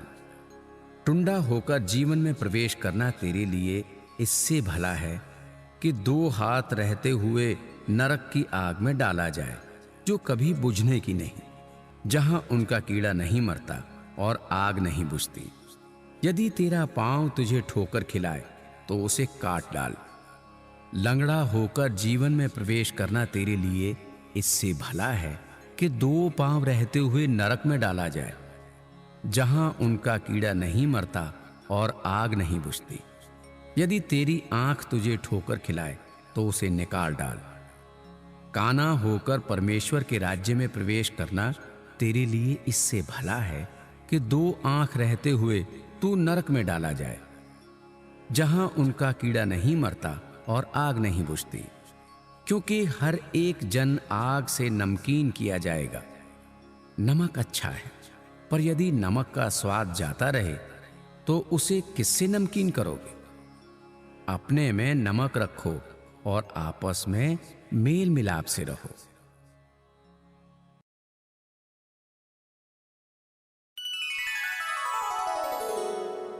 अध्याय 10।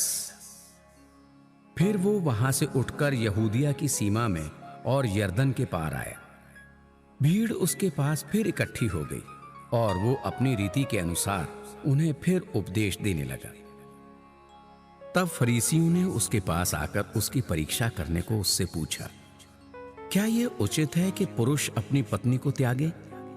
उसने उनको उत्तर दिया, मूसा ने तुम्हें क्या आज्ञा दी है? उन्होंने कहा, मूसा ने त्याग पत्र लिखने और त्यागने की आज्ञा दी है। यीशु ने उनसे कहा, तुम्हारे मन की कठोरता के कारण उसने तुम्हारे लिए ये आज्ञा लिखी, पर सृष्टि के आरंभ से परमेश्वर ने नर और नारी करके उनको बनाया है।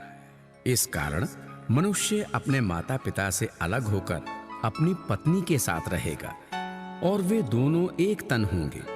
इसलिए वे अब 2 नहीं पर एक तन है। इसलिए जिसे परमेश्वर ने जोड़ा है उसे मनुष्य अलग ना करे। घर में चेलों ने इसके विषय में उससे फिर पूछा। उसने उनसे कहा, जो कोई अपनी पत्नी को त्याग कर दूसरी से विवाह करे तो वो उस पहली के विरोध में व्यभिचार करता है, और यदि पत्नी अपने पति को छोड़कर दूसरे से विवाह करे तो वो व्यभिचार करती है। फिर लोग बालकों को उसके पास लाने लगे कि वो उन पर हाथ रखे, पर चेलों ने उनको डांटा। यीशु ने ये देख क्रुद्ध होकर उनसे कहा, बालकों को मेरे पास आने दो और उन्हें मना ना करो, क्योंकि परमेश्वर का राज्य ऐसों ही का है। मैं तुमसे सच कहता हूं कि जो कोई परमेश्वर के राज्य को बालक के समान ग्रहण ना करे वो उसमें कभी प्रवेश करने ना पाएगा। और उसने उन्हें गोद में लिया और उन पर हाथ रखकर उन्हें आशीष दी। जब वो वहां से निकलकर मार्ग में जा रहा था तो एक मनुष्य उसके पास दौड़ता हुआ आया और उसके आगे घुटने टेक कर उससे पूछा, हे उत्तम गुरु, अनंत जीवन का अधिकारी होने के लिए मैं क्या करूं? यीशु ने उससे कहा, तू मुझे उत्तम क्यों कहता है? कोई उत्तम नहीं, केवल एक, अर्थात परमेश्वर। तू आज्ञाओं को तो जानता है, हत्या ना करना, व्यभिचार ना करना, चोरी ना करना, झूठी गवाही ना देना, छल ना करना, अपने पिता और अपनी माता का आदर करना। उसने उससे कहा, हे गुरु, इन सबको मैं लड़कपन से मानता आया हूं। यीशु ने उस पर दृष्टि करके उससे प्रेम किया और उससे कहा, तुझमें एक बात की घटी है, जा जो कुछ तेरा है उसे बेचकर कंगालों को दे और तुझे स्वर्ग में धन मिलेगा, और आकर मेरे पीछे हो ले। इस बात से उसके चेहरे पर उदासी छा गई और वो शोक करता हुआ चला गया, क्योंकि वो बहुत धनी था। यीशु ने चारों ओर देखकर अपने चेलों से कहा, धनवानों का परमेश्वर के राज्य में प्रवेश करना कैसा कठिन है। चेले उसकी बातों से अचंभित हुए। इस पर यीशु ने फिर उनसे कहा, हे बालकों, जो धन पर भरोसा रखते हैं उनके लिए परमेश्वर के राज्य में प्रवेश करना कैसा कठिन है। परमेश्वर के राज्य में धनवान के प्रवेश करने से ऊंट का सुई के नोक में से निकल जाना सहज है। वे बहुत ही चकित होकर आपस में कहने लगे, तो फिर किसका उद्धार हो सकता है। यीशु ने उनकी ओर देखकर कहा, मनुष्यों से तो ये नहीं हो सकता, परंतु परमेश्वर से हो सकता है, क्योंकि परमेश्वर से सब कुछ हो सकता है। पतरस उससे कहने लगा, देख, हम तो सब कुछ छोड़कर तेरे पीछे हो लिए हैं। यीशु ने कहा, मैं तुमसे सच कहता हूं कि कोई ऐसा नहीं जिसने मेरे और सुसमाचार के लिए घर या भाइयों या बहनों या माता या पिता या बाल बच्चों या खेतों को छोड़ दिया हो और अब इस समय 100 गुना ना पाए, घरों और भाइयों और बहनों और माताओं और बाल बच्चों और खेतों को, पर सताव के साथ और परलोक में अनंत जीवन। पर बहुत से जो पहले हैं पिछले होंगे, और जो पिछले हैं वे पहले होंगे। वे यरूशलेम को जाते हुए मार्ग में थे और यीशु उनके आगे आगे जा रहा था। चेले अचंभित थे और जो उसके पीछे पीछे चलते थे वे डरे हुए थे। तब वो फिर उन 12 को लेकर उनसे वे बातें कहने लगा जो उस पर आने वाली थीं। देखो, हम यरूशलेम को जाते हैं और मनुष्य का पुत्र प्रधान याजकों और शास्त्रियों के हाथ पकड़वाया जाएगा और वे उसको घात के योग्य ठहराएंगे और अन्य जातियों के हाथ में सौंपेंगे। वे उसको ठट्ठों में उड़ाएंगे, उस पर थूकेंगे, उसे कोड़े मारेंगे और उसे घात करेंगे, और 3 दिन के बाद वो जी उठेगा। तब जब्दी के पुत्र याकूब और यूहन्ना ने उसके पास आकर कहा, हे गुरु, हम चाहते हैं कि जो कुछ हम तुझसे मांगे वो तू हमारे लिए करे। उसने उनसे कहा, तुम क्या चाहते हो कि मैं तुम्हारे लिए करूं? उन्होंने उससे कहा, हमें ये दे दे कि तेरी महिमा में हम में से एक तेरे दाहिने और दूसरा तेरे बाएं बैठे। यीशु ने उनसे कहा, तुम नहीं जानते कि क्या मांगते हो। जो कटोरा मैं पीने पर हूं, क्या तुम पी सकते हो? और जो बपतिस्मा में लेने पर हूं, क्या तुम ले सकते हो? उन्होंने उससे कहा, हमसे हो सकता है। यीशु ने उनसे कहा, जो कटोरा मैं पीने पर हूं तुम पियोगे, और जो बपतिस्मा मैं लेने पर हूं उसे लोगे। पर जिनके लिए तैयार किया गया है उन्हें छोड़ और किसी को अपने दाहिने और अपने बाएं बैठाना मेरा काम नहीं। ये सुनकर 10 याकूब और यूहन्ना पर रिसियाने लगे। तो यीशु ने उनको पास बुलाकर उनसे कहा, तुम जानते हो कि जो अन्य जातियों के हाकिम समझे जाते हैं वे उन पर प्रभुता करते हैं और उनमें जो बड़े हैं उन पर अधिकार जताते हैं। पर तुम में ऐसा नहीं है, वरन जो कोई तुम में बड़ा होना चाहे वो तुम्हारा सेवक बने, और जो कोई तुम में प्रधान होना चाहे वो सबका दास बने। क्योंकि मनुष्य का पुत्र इसलिए नहीं आया कि उसकी सेवा टहल की जाए, पर इसलिए आया कि आप सेवा टहल करें और बहुतों की छुड़ौती के लिए अपना प्राण दें। वे यरीहो में आए, और जब वो और उसके चेले और एक बड़ी भीड़ यरीहो से निकलती थी, तब तिमाही का पुत्र बरतिमाही एक अंधा भिखारी सड़क के किनारे बैठा था। वो ये सुनकर कि यीशु नासरी है, पुकार पुकार कर कहने लगा, हे दाऊद की संतान यीशु, मुझ पर दया कर। बहुतों ने उसे डांटा कि चुप रहे, पर वो और भी पुकारने लगा, हे दाऊद की संतान, मुझ पर दया कर। तब यीशु ने ठहर कर कहा, उसे बुला। और लोगों ने उस अंधे को बुलाकर उससे कहा, ढाढ़स बांध, उठ, वो तुझे बुलाता है। वो अपना कपड़ा फेंक कर शीघ्र उठा और यीशु के पास आया। इस पर यीशु ने उससे कहा, तू क्या चाहता है कि मैं तेरे लिए करूं? अंधे ने उससे कहा, हे रब्बी, ये कि मैं देखने लगूं। यीशु ने उससे कहा, चला जा, तेरे विश्वास ने तुझे चंगा कर दिया है। वो तुरंत देखने लगा और मार्ग में उसके पीछे हो लिया।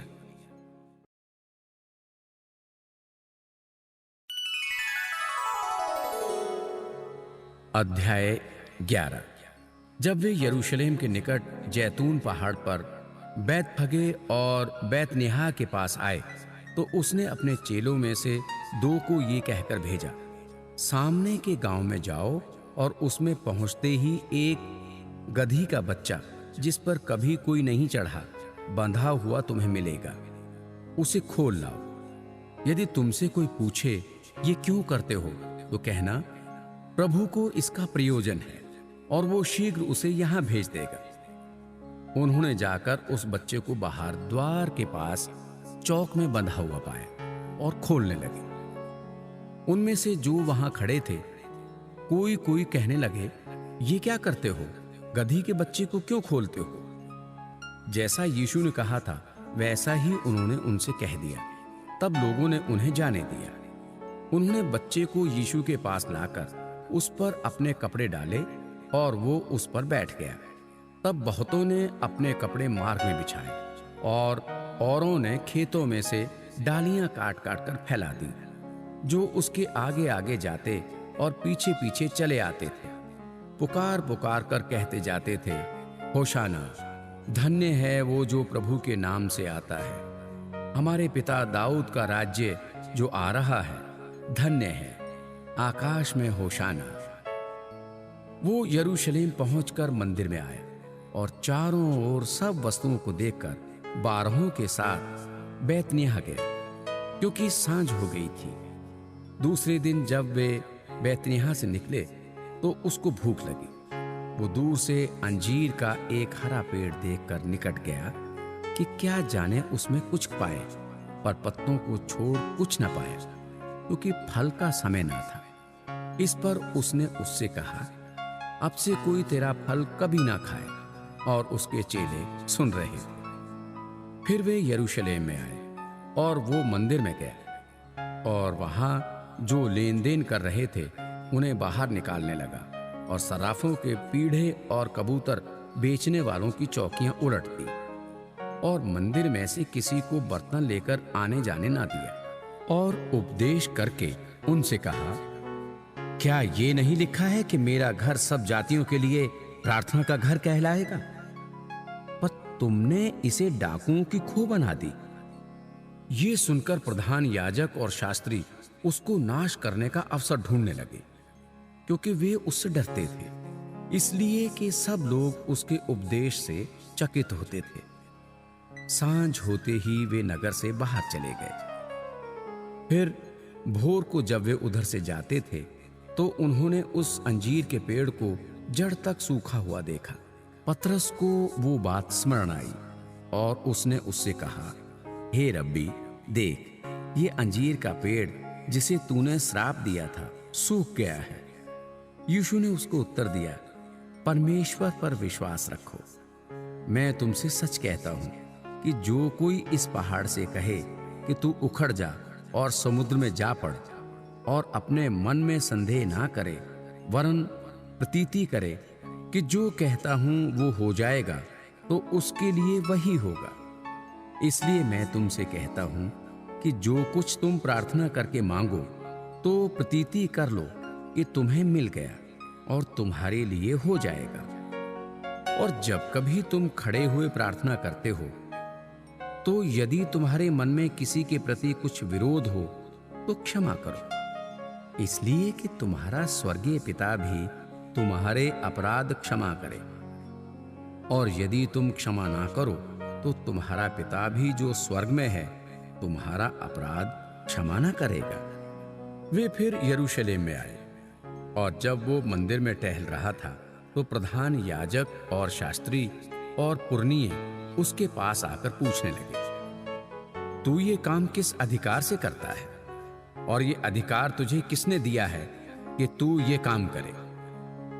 यीशु ने उनसे कहा, मैं भी तुमसे एक बात पूछता हूं, मुझे उत्तर दो तो मैं तुम्हें बताऊंगा कि ये काम किस अधिकार से करता हूं।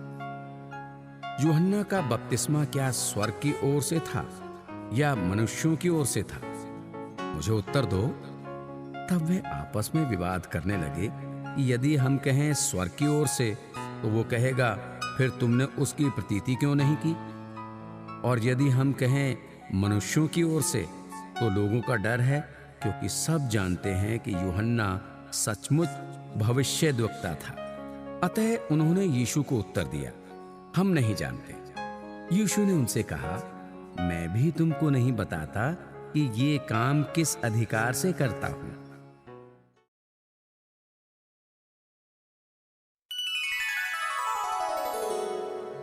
अध्याय 12। फिर वो दृष्टांतों में उनसे बातें करने लगा। किसी मनुष्य ने दाख की बारी लगाई और उसके चारों ओर बाड़ा बांधा और रस का कुंड खोदा और गुम्मट बनाया, और किसानों को उसका ठेका देकर परदेश चला गया। फिर फल के मौसम में उसने किसानों के पास एक दास को भेजा कि किसानों से दाख की बारी के फलों का भाग ले, पर उन्होंने उसे पकड़कर पीटा और छूछे हाथ लौटा दिया। फिर उसने एक और दास को उनके पास भेजा। उन्होंने उसका सिर फोड़ डाला और उसका अपमान किया। फिर उसने एक और को भेजा। उन्होंने उसे मार डाला। तब उसने और बहुतों को भेजा। उनमें से उन्होंने कुछ को पीटा और कुछ को मार डाला। अब एक ही रह गया था जो उसका प्रिय पुत्र था। अंत में उसने उसे भी उनके पास ये सोचकर भेजा कि वे मेरे पुत्र का आदर करेंगे। पर उन किसानों ने आपस में कहा, यही तो वो वारिस है, आओ हम इसे मार डालें, तब मिरास हमारी हो जाएगी। और उन्होंने उसे पकड़कर मार डाला और दाख की बारी के बाहर फेंक दिया। इसलिए दाख की बारी का स्वामी क्या करेगा? वो आकर उन किसानों का नाश करेगा और दाख की बारी दूसरों को दे देगा। क्या तुमने पवित्र शास्त्र में ये वचन नहीं पढ़ा? जिस पत्थर को राजमिस्त्रियों ने निकम्मा ठहराया था वही कोने का सिरा हो गया। ये प्रभु की ओर से हुआ और हमारी दृष्टि में अद्भुत है। तब उन्होंने उसे पकड़ना चाहा, क्योंकि समझ गए थे कि उसने हमारे विरोध में ये दृष्टांत कहा है। पर वे लोगों से डरे और उसे छोड़कर चले गए। तब उन्होंने उसे बातों में फंसाने के लिए कुछ फरीसियों और हेरोदियों को उसके पास भेजा। उन्होंने आकर उससे कहा, हे गुरु, हम जानते हैं कि तू सच्चा है और किसी की परवाह नहीं करता, क्योंकि तू मनुष्यों का मुंह देखकर बातें नहीं करता, परंतु परमेश्वर का मार्ग सच्चाई से बताता है। तो क्या कैसर को कर देना उचित है या नहीं? हम दें या ना दें? उसने उनका कपट जानकर उनसे कहा, मुझे क्यों परखते हो? 1 दिनार मेरे पास लाओ कि मैं उसे देखूं। वे ले आए और उसने उनसे कहा, ये छाप और नाम किसका है? उन्होंने कहा, कैसर का। यीशु ने उनसे कहा, जो कैसर का है वो कैसर को, और जो परमेश्वर का है परमेश्वर को दो। तब वे उस पर बहुत अचंभा करने लगे। फिर सदूकियों ने भी, जो कहते हैं कि मरे हुओं का जी उठना है ही नहीं, उनके पास आकर उससे पूछा, हे गुरु, मूसा ने हमारे लिए लिखा है कि यदि किसी का भाई बिना संतान मर जाए और उसकी पत्नी रह जाए तो उसका भाई उसकी पत्नी से विवाह कर ले और अपने भाई के लिए वंश उत्पन्न करे। 7 भाई थे। पहला भाई विवाह करके बिना संतान मर गया। तब दूसरे भाई ने उस स्त्री से विवाह कर लिया और बिना संतान मर गया, और वैसे ही तीसरे ने भी किया और 7 से संतान ना हुई। सबके पीछे वो स्त्री भी मर गई। अतः जी उठने पर वो उनमें से किसकी पत्नी होगी, क्योंकि वो 7 की पत्नी हो चुकी थी।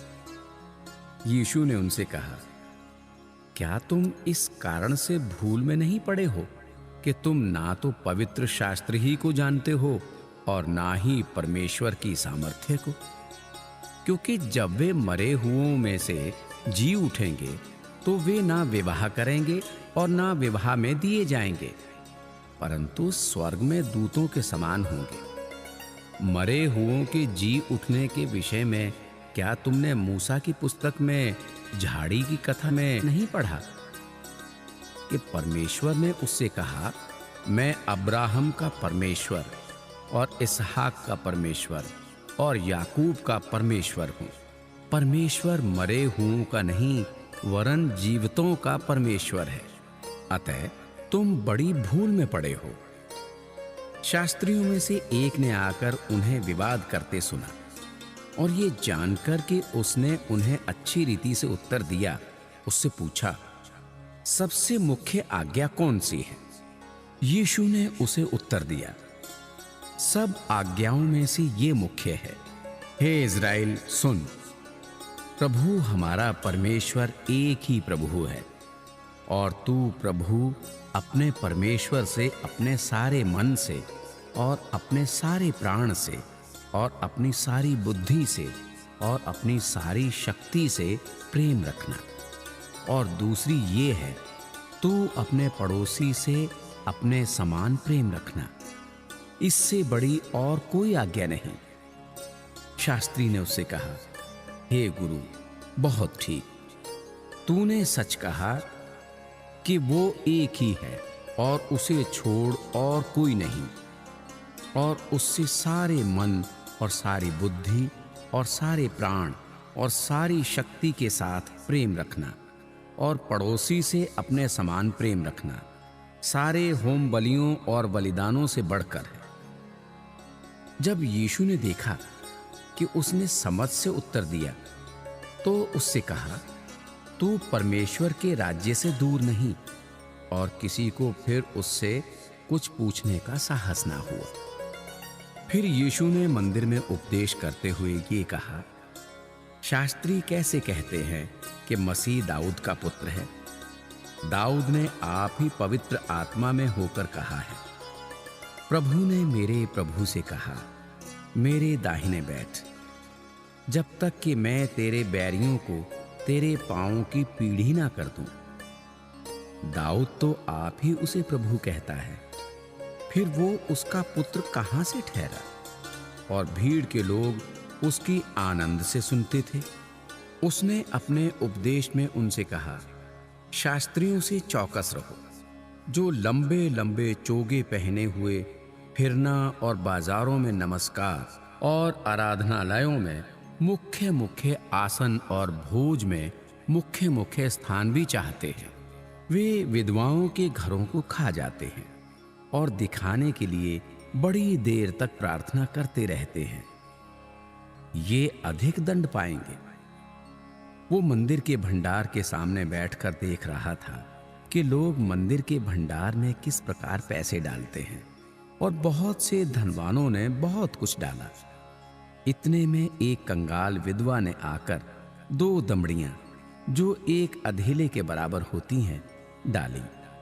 तब उसने अपने चेलों को पास बुलाकर उनसे कहा, मैं तुमसे सच कहता हूं कि मंदिर के भंडार में डालने वालों में से इस कंगाल विधवा ने सबसे बढ़कर डाला है, क्योंकि सबने अपने धन की बढ़ती में से डाला है, परंतु इसने अपनी घटी में से जो कुछ उसका था, अर्थात अपनी सारी जीविका डाल दी है।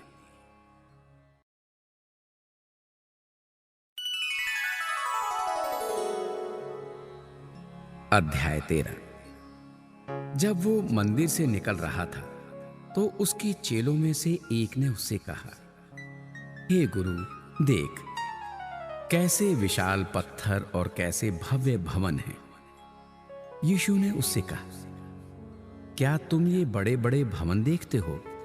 यहां पत्थर पर पत्थर भी बचा न रहेगा जो ढाया ना जाएगा। जब वो जैतून के पहाड़ पर मंदिर के सामने बैठा था तो पतरस और याकूब और यूहन्ना और अंद्रयास ने अलग जाकर उससे पूछा, हमें बता कि ये बातें कब होंगी और जब ये सब बातें पूरी होने पर होंगी उस समय का क्या चिन्ह होगा? यीशु उनसे कहने लगा, चौकस रहो कि कोई तुम्हें ना भरमाए। बहुतेरे मेरे नाम से आकर कहेंगे, मैं वही हूं, और बहुतों को भरमाएंगे। जब तुम लड़ाइयां और लड़ाइयों की चर्चा सुनो तो न घबराना, क्योंकि इनका होना अवश्य है, परंतु उस समय अंत ना होगा, क्योंकि जाति पर जाति और राज्य पर राज्य चढ़ाई करेगा। हर कहीं भूकंप होंगे और अकाल पड़ेंगे। ये तो पीड़ाओं का आरंभ ही होगा। परंतु तुम अपने विषय में चौकस रहो, क्योंकि लोग तुम्हें महासभाओं में सौंपेंगे और तुम पंचायतों में पीटे जाओगे और मेरे कारण हाकिमों और राजाओं के आगे खड़े किए जाओगे, ताकि उनके लिए गवाही हो। पर अवश्य है कि पहले सुसमाचार सब जातियों में प्रचार किया जाए। जब वे तुम्हें ले जाकर सौंपेंगे तो पहले से चिंता ना करना कि हम क्या कहेंगे, पर जो कुछ तुम्हें उस घड़ी बताया जाए वही कहना, क्योंकि बोलने वाले तुम नहीं हो, परंतु पवित्र आत्मा है। भाई को भाई और पिता को पुत्र घात के लिए सौंपेंगे और बच्चे माता पिता के विरोध में उठकर उन्हें मरवा डालेंगे।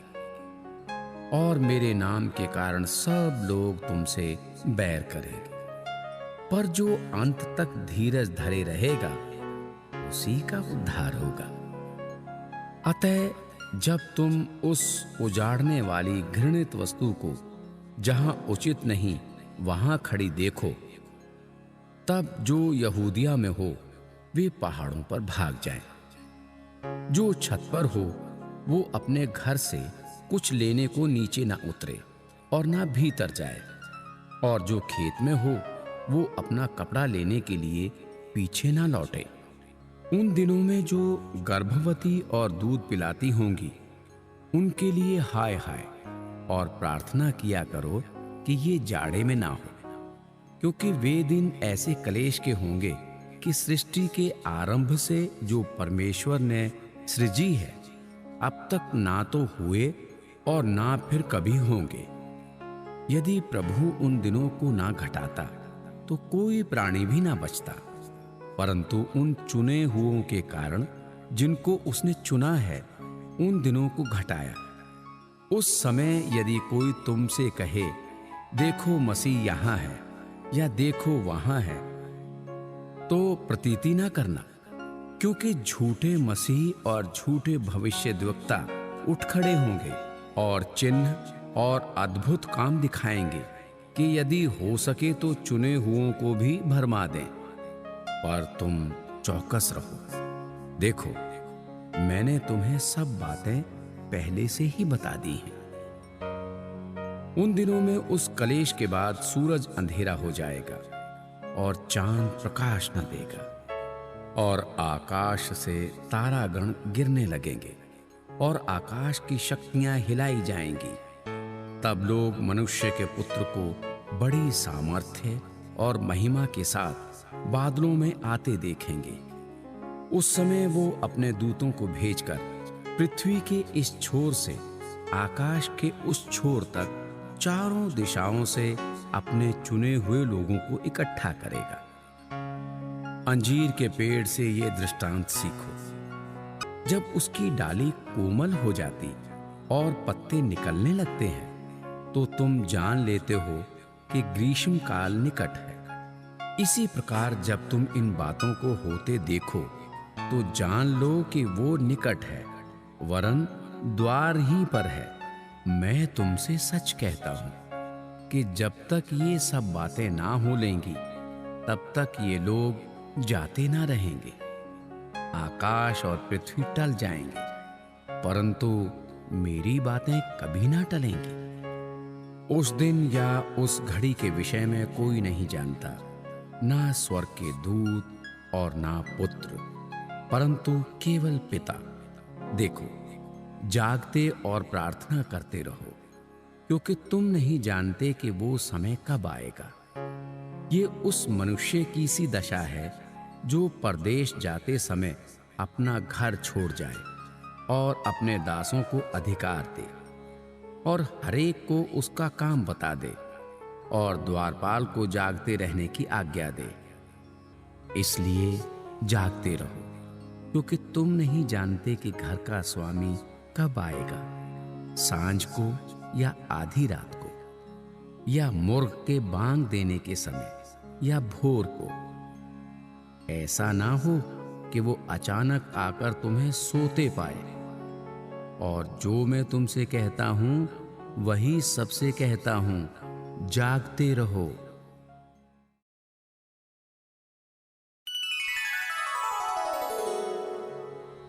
अध्याय 14।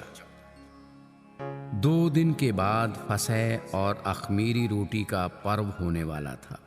प्रधान याजक और शास्त्री इस बात की खोज में थे कि उसे कैसे छल से पकड़कर मार डालें, परंतु कहते थे, पर्व के दिन नहीं, कहीं ऐसा ना हो कि लोगों में बलवा मचे।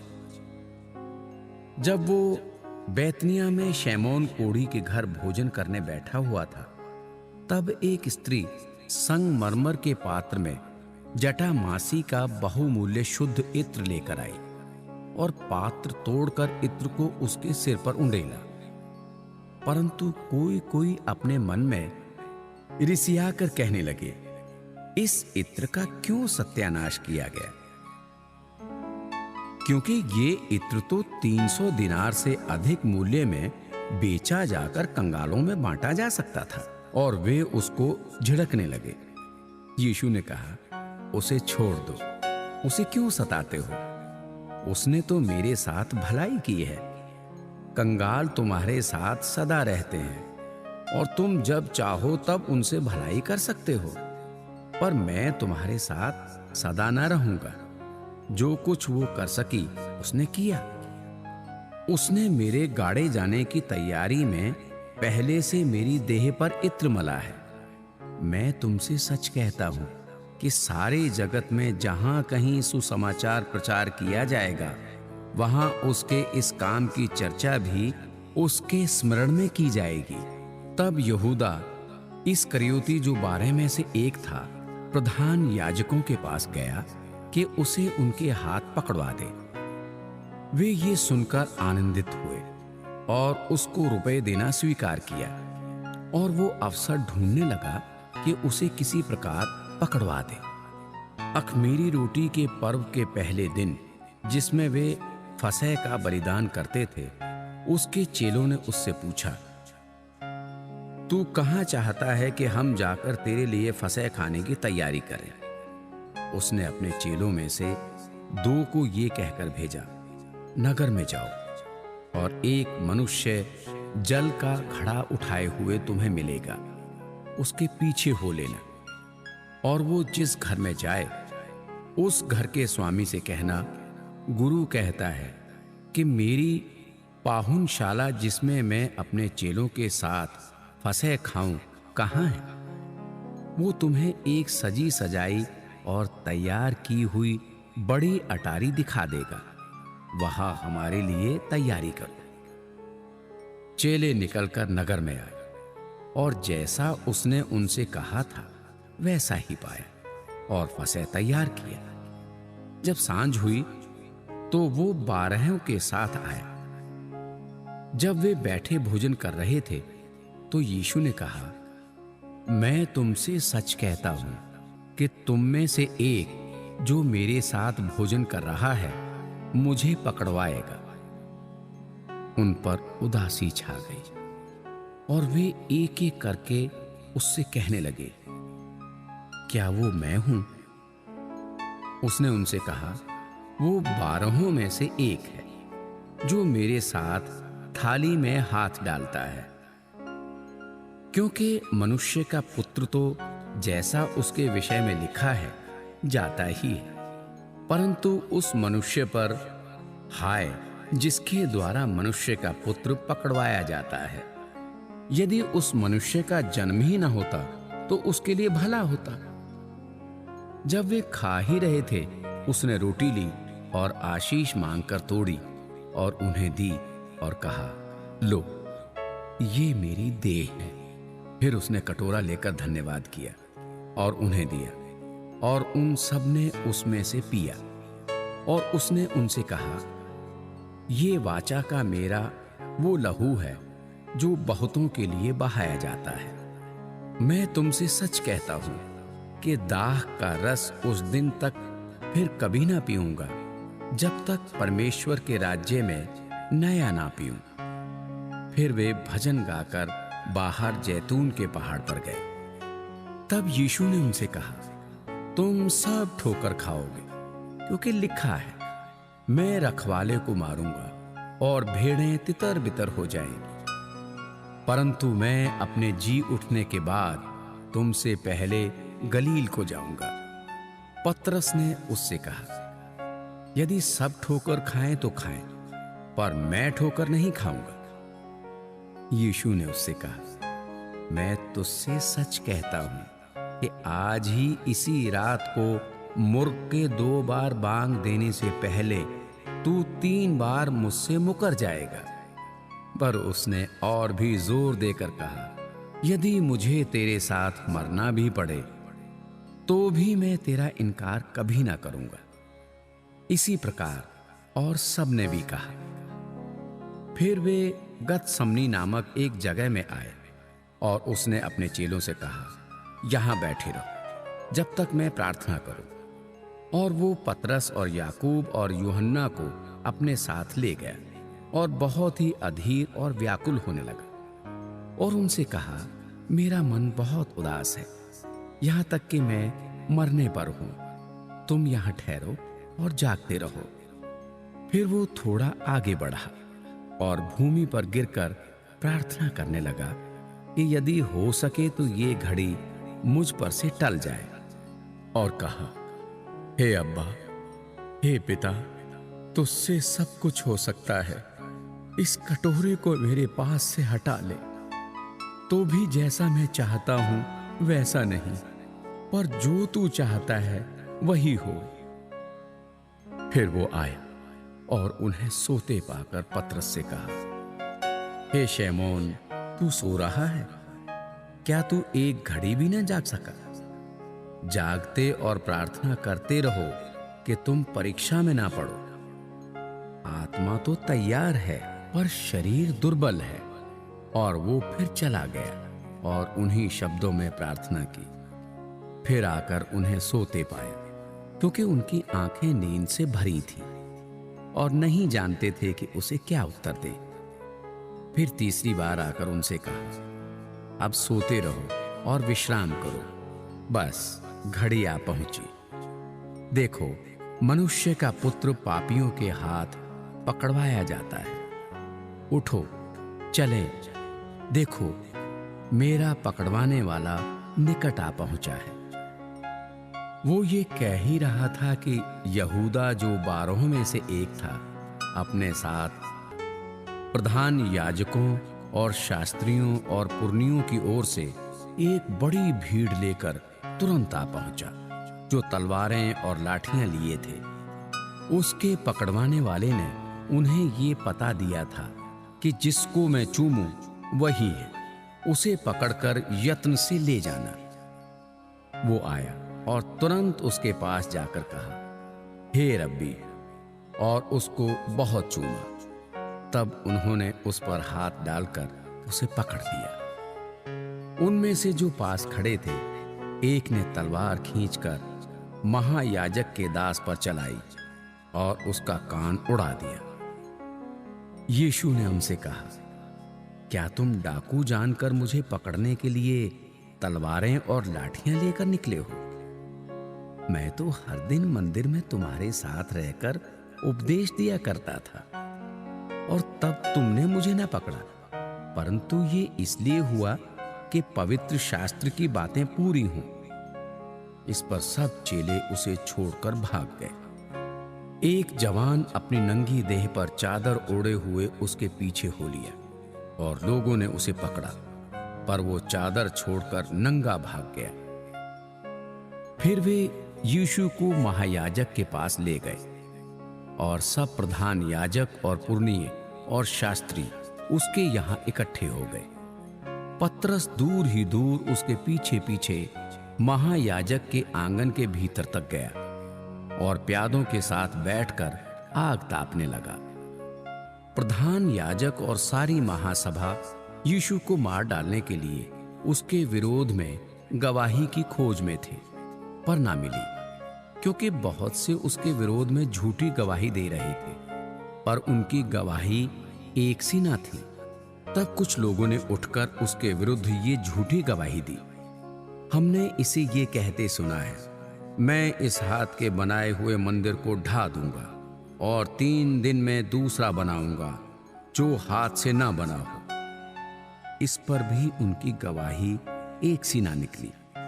तब महायाजक ने बीच में खड़े होकर यीशु से पूछा, तू कोई उत्तर नहीं देता? ये लोग तेरे विरोध में क्या गवाही देते हैं?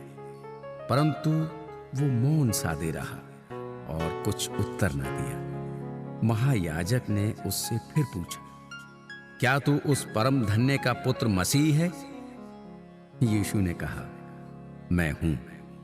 और तुम मनुष्य के पुत्र को सर्वशक्तिमान की दाहिनी ओर बैठे और आकाश के बादलों के साथ आते देखोगे? तब महायाजक ने अपने वस्त्र फाड़कर कहा, अब हमें गवाहों का और क्या प्रयोजन है? तुमने ये निंदा सुनी, तुम्हारी क्या राय है? उन सब ने कहा कि वो वध के योग्य है। तब कोई तो उस पर थूकने और कोई उसका मुंह ढांकने और उसे घूंसे मारने और उससे कहने लगे, भविष्यवाणी कर। और प्यादों ने उसे पकड़कर थप्पड़ मारे।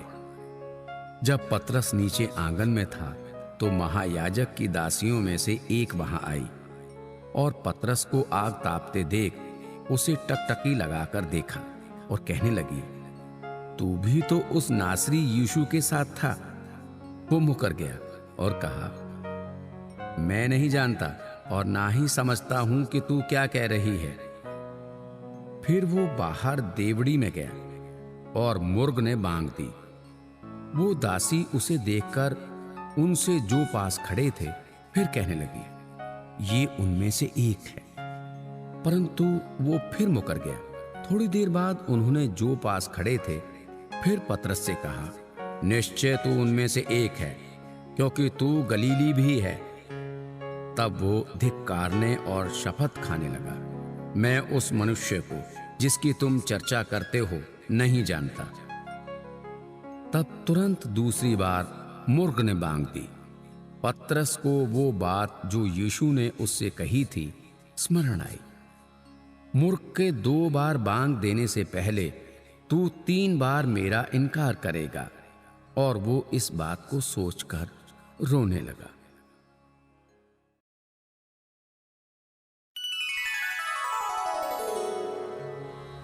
अध्याय 15। भोर होते ही तुरंत प्रधान याजकों, पुरनियों और शास्त्रियों ने वरन सारी महासभा ने सलाह करके यीशु को बंधवाया और उसे ले जाकर पिलातुस के हाथ सौंप दिया। पिलातुस ने उससे पूछा, क्या तू यहूदियों का राजा है? उसने उसको उत्तर दिया, तू आप ही कह रहा है। प्रधान याजक उस पर बहुत बातों का दोष लगा रहे। पिलातुस ने उससे फिर पूछा, क्या तू कुछ उत्तर नहीं देता? देख, ये तुझ पर कितनी बातों का दोष लगाते हैं। यीशु ने फिर कुछ उत्तर नहीं दिया, यहां तक कि पिलातुस को बड़ा आश्चर्य हुआ। पिलातुस उस पर्व में किसी एक बंदी को जिसे वे चाहते थे उनके लिए छोड़ दिया करता था।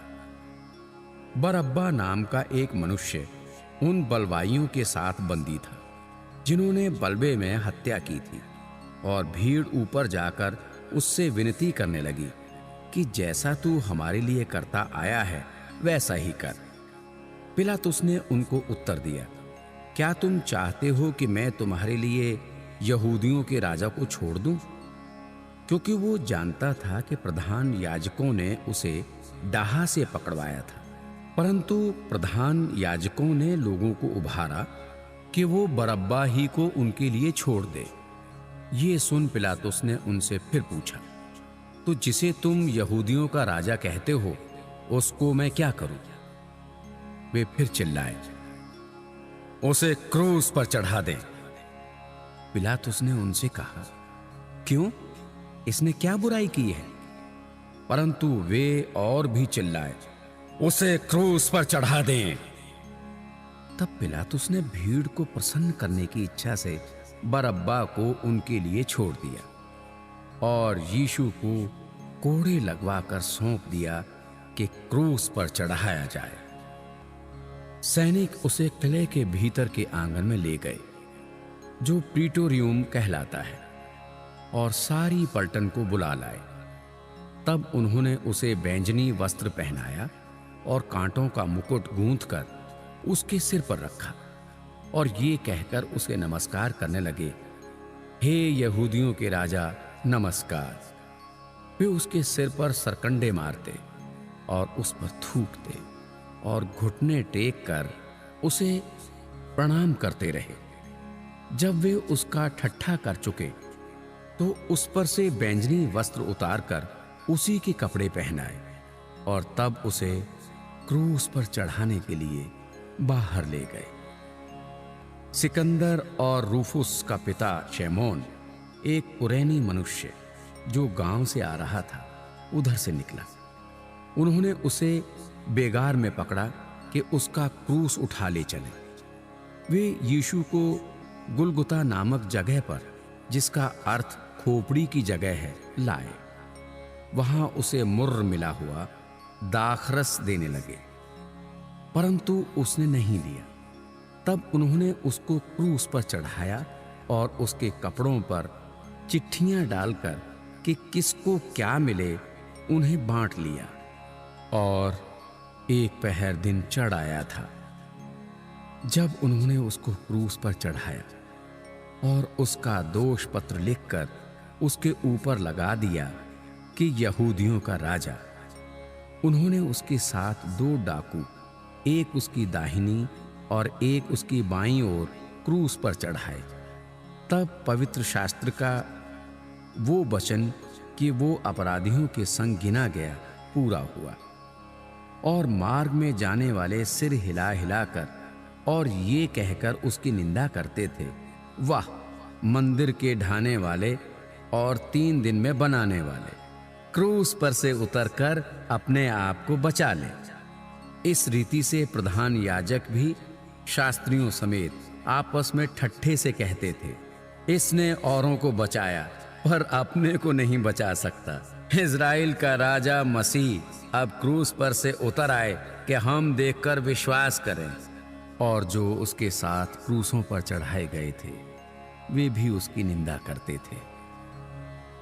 दोपहर होने पर सारे देश में अंधियारा छा गया और तीसरे पहर तक रहा। तीसरे पहर यीशु ने बड़े शब्द से पुकार कर कहा, इलोही इलोही लमा शबक्तनी, जिसका अर्थ ये है कि हे मेरे परमेश्वर, हे मेरे परमेश्वर, तूने मुझे क्यों छोड़ दिया? जो पास खड़े थे उनमें से कुछ ने ये सुनकर कहा, देखो वो एलिया को पुकारता है। और एक ने दौड़कर स्पंज को सिरके में डुबोया और सरकंडे पर रखकर उसे चुसाया और कहा, ठहर जाओ, देखें एलिया उसे उतारने के लिए आता है कि नहीं। तब यीशु ने बड़े शब्द से चिल्लाकर प्राण छोड़ दिए और मंदिर का पर्दा ऊपर से नीचे तक फटकर 2 टुकड़े हो गया। जो सूबेदार उसके सामने खड़ा था जब उसे यूं चिल्लाकर प्राण छोड़ते हुए देखा तो उसने कहा, सचमुच ये मनुष्य परमेश्वर का पुत्र था। कई स्त्रियां भी दूर से देख रही थीं। उनमें मरियम मगदलीनी, छोटे याकूब और योसेस की माता मरियम और सलोमी थी। जब वो गलील में था तो ये उसके पीछे हो लेती थी और उसकी सेवा टहल किया करती थी। और अन्य बहुत सी स्त्रियां भी थीं जो उसके साथ यरूशलेम में आई थीं। जब संध्या हो गई तो इसलिए कि तैयारी का दिन था, जो सबके एक दिन पहले होता है, अरिमतिया का रहने वाला यूसुफ आया, जो महासभा का सदस्य था और आप भी परमेश्वर की राज्य की बाट जोहता था। वो हयाव करके पिलातुस के पास गया और यीशु का शव मांगा। पिलातुस को आश्चर्य हुआ कि वो इतने शीघ्र मर गया, और उसने सूबेदार को बुलाकर पूछा, क्या उसको मरे हुए देर हुई? जब उसने सूबेदार के द्वारा हाल जान लिया तो शव यूसुफ को दिला दिया। तब उसने मलमल की एक चादर मोल ली और शव को उतारकर उस चादर में लपेटा और एक कब्र में, जो चट्टान में खोदी गई थी, रखा और कब्र के द्वार पर एक पत्थर लुढ़का दिया। मरियम मगदलीनी और योसेस की माता मरियम देख रही थीं कि वो कहाँ रखा गया है।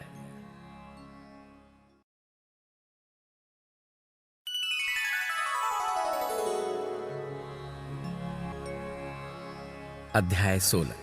जब सब्त का दिन बीत गया तो मरियम मगदलीनी और याकूब की माता मरियम और सलोमी ने सुगंधित वस्तुएं मोल ली कि आकर उस पर मले। सप्ताह के पहले दिन बड़े भोर जब सूरज निकला ही था, वे कब्र पर आई और आपस में कहती थीं, हमारे लिए कब्र के द्वार पर से पत्थर कौन लुढ़काएगा? जब उन्होंने आंख उठाई तो देखा कि पत्थर लुढ़का हुआ है। वो बहुत ही बड़ा था। कब्र के भीतर जाकर उन्होंने एक जवान को श्वेत वस्त्र पहने हुए दाहिनी ओर बैठे देखा और बहुत चकित हुई। उसने उनसे कहा, चकित मत हो, तुम यीशु नासरी को जो क्रूस पर चढ़ाया गया था ढूंढती हो। वो जी उठा है, यहां नहीं है। देखो, यही वो स्थान है जहां उन्होंने उसे रखा था। परंतु तुम जाओ और उसके चेलों और पतरस से कहो कि वो तुमसे पहले गलील को जाएगा। जैसा उसने तुमसे कहा था, तुम वहीं उसे देखोगे। और वे निकलकर कब्र से भाग गईं, क्योंकि कंपकपी और घबराहट उन पर छा गई थी। और उन्होंने किसी से कुछ ना कहा, क्योंकि डरती थीं। सप्ताह के पहले दिन भोर होते ही वो जी उठकर पहले पहल मरियम मगदलीनी को, जिसमें से उसने 7 दुष्ट आत्माएं निकाली थीं, दिखाई दिया। उसने जाकर यीशु के साथियों को, जो शोक में डूबे हुए थे और रो रहे थे, समाचार दिया। उन्होंने ये सुनकर कि वो जीवित है और उसने उसे देखा है, प्रतीति ना की। इसके बाद वो दूसरे रूप में उनमें से 2 को, जब वे गांव की ओर जा रहे थे, दिखाई दिया। उन्होंने भी जाकर दूसरों को समाचार दिया, परंतु उन्होंने उसकी भी प्रतीति ना की। पीछे वो उन 11 को भी, जब वे भोजन करने बैठे थे, दिखाई दिया और उनके अविश्वास और मन की कठोरता पर उलाहना दिया, क्योंकि जिन्होंने उसके जी उठने के बाद उसे देखा था, इन्होंने उनकी प्रतीति ना की थी। और उसने उनसे कहा, तुम सारे जगत में जाकर सारी सृष्टि के लोगों को सुसमाचार प्रचार करो। जो विश्वास करे और बपतिस्मा ले, उसी का उद्धार होगा, परंतु जो विश्वास ना करेगा, वो दोषी ठहराया जाएगा। विश्वास करने वालों में ये चिन्ह होंगे कि वे मेरे नाम से दुष्ट आत्माओं को निकालेंगे, नई नई भाषा बोलेंगे, सांपों को उठा लेंगे और यदि वे प्राणनाशक वस्तु भी पी जाएं, तो भी उनकी कुछ हानि ना होगी। वे बीमारों पर हाथ रखेंगे और वे चंगे हो जाएंगे। प्रभु यीशु उनसे बातें करने के बाद स्वर्ग पर उठा लिया गया और परमेश्वर की दाहिनी ओर बैठ गया। और उन्होंने निकलकर हर जगह प्रचार किया और प्रभु उनके साथ काम करता रहा और उन चिन्हों के द्वारा जो साथ साथ होते थे, वचन को दृढ़ करता रहा। आमीन।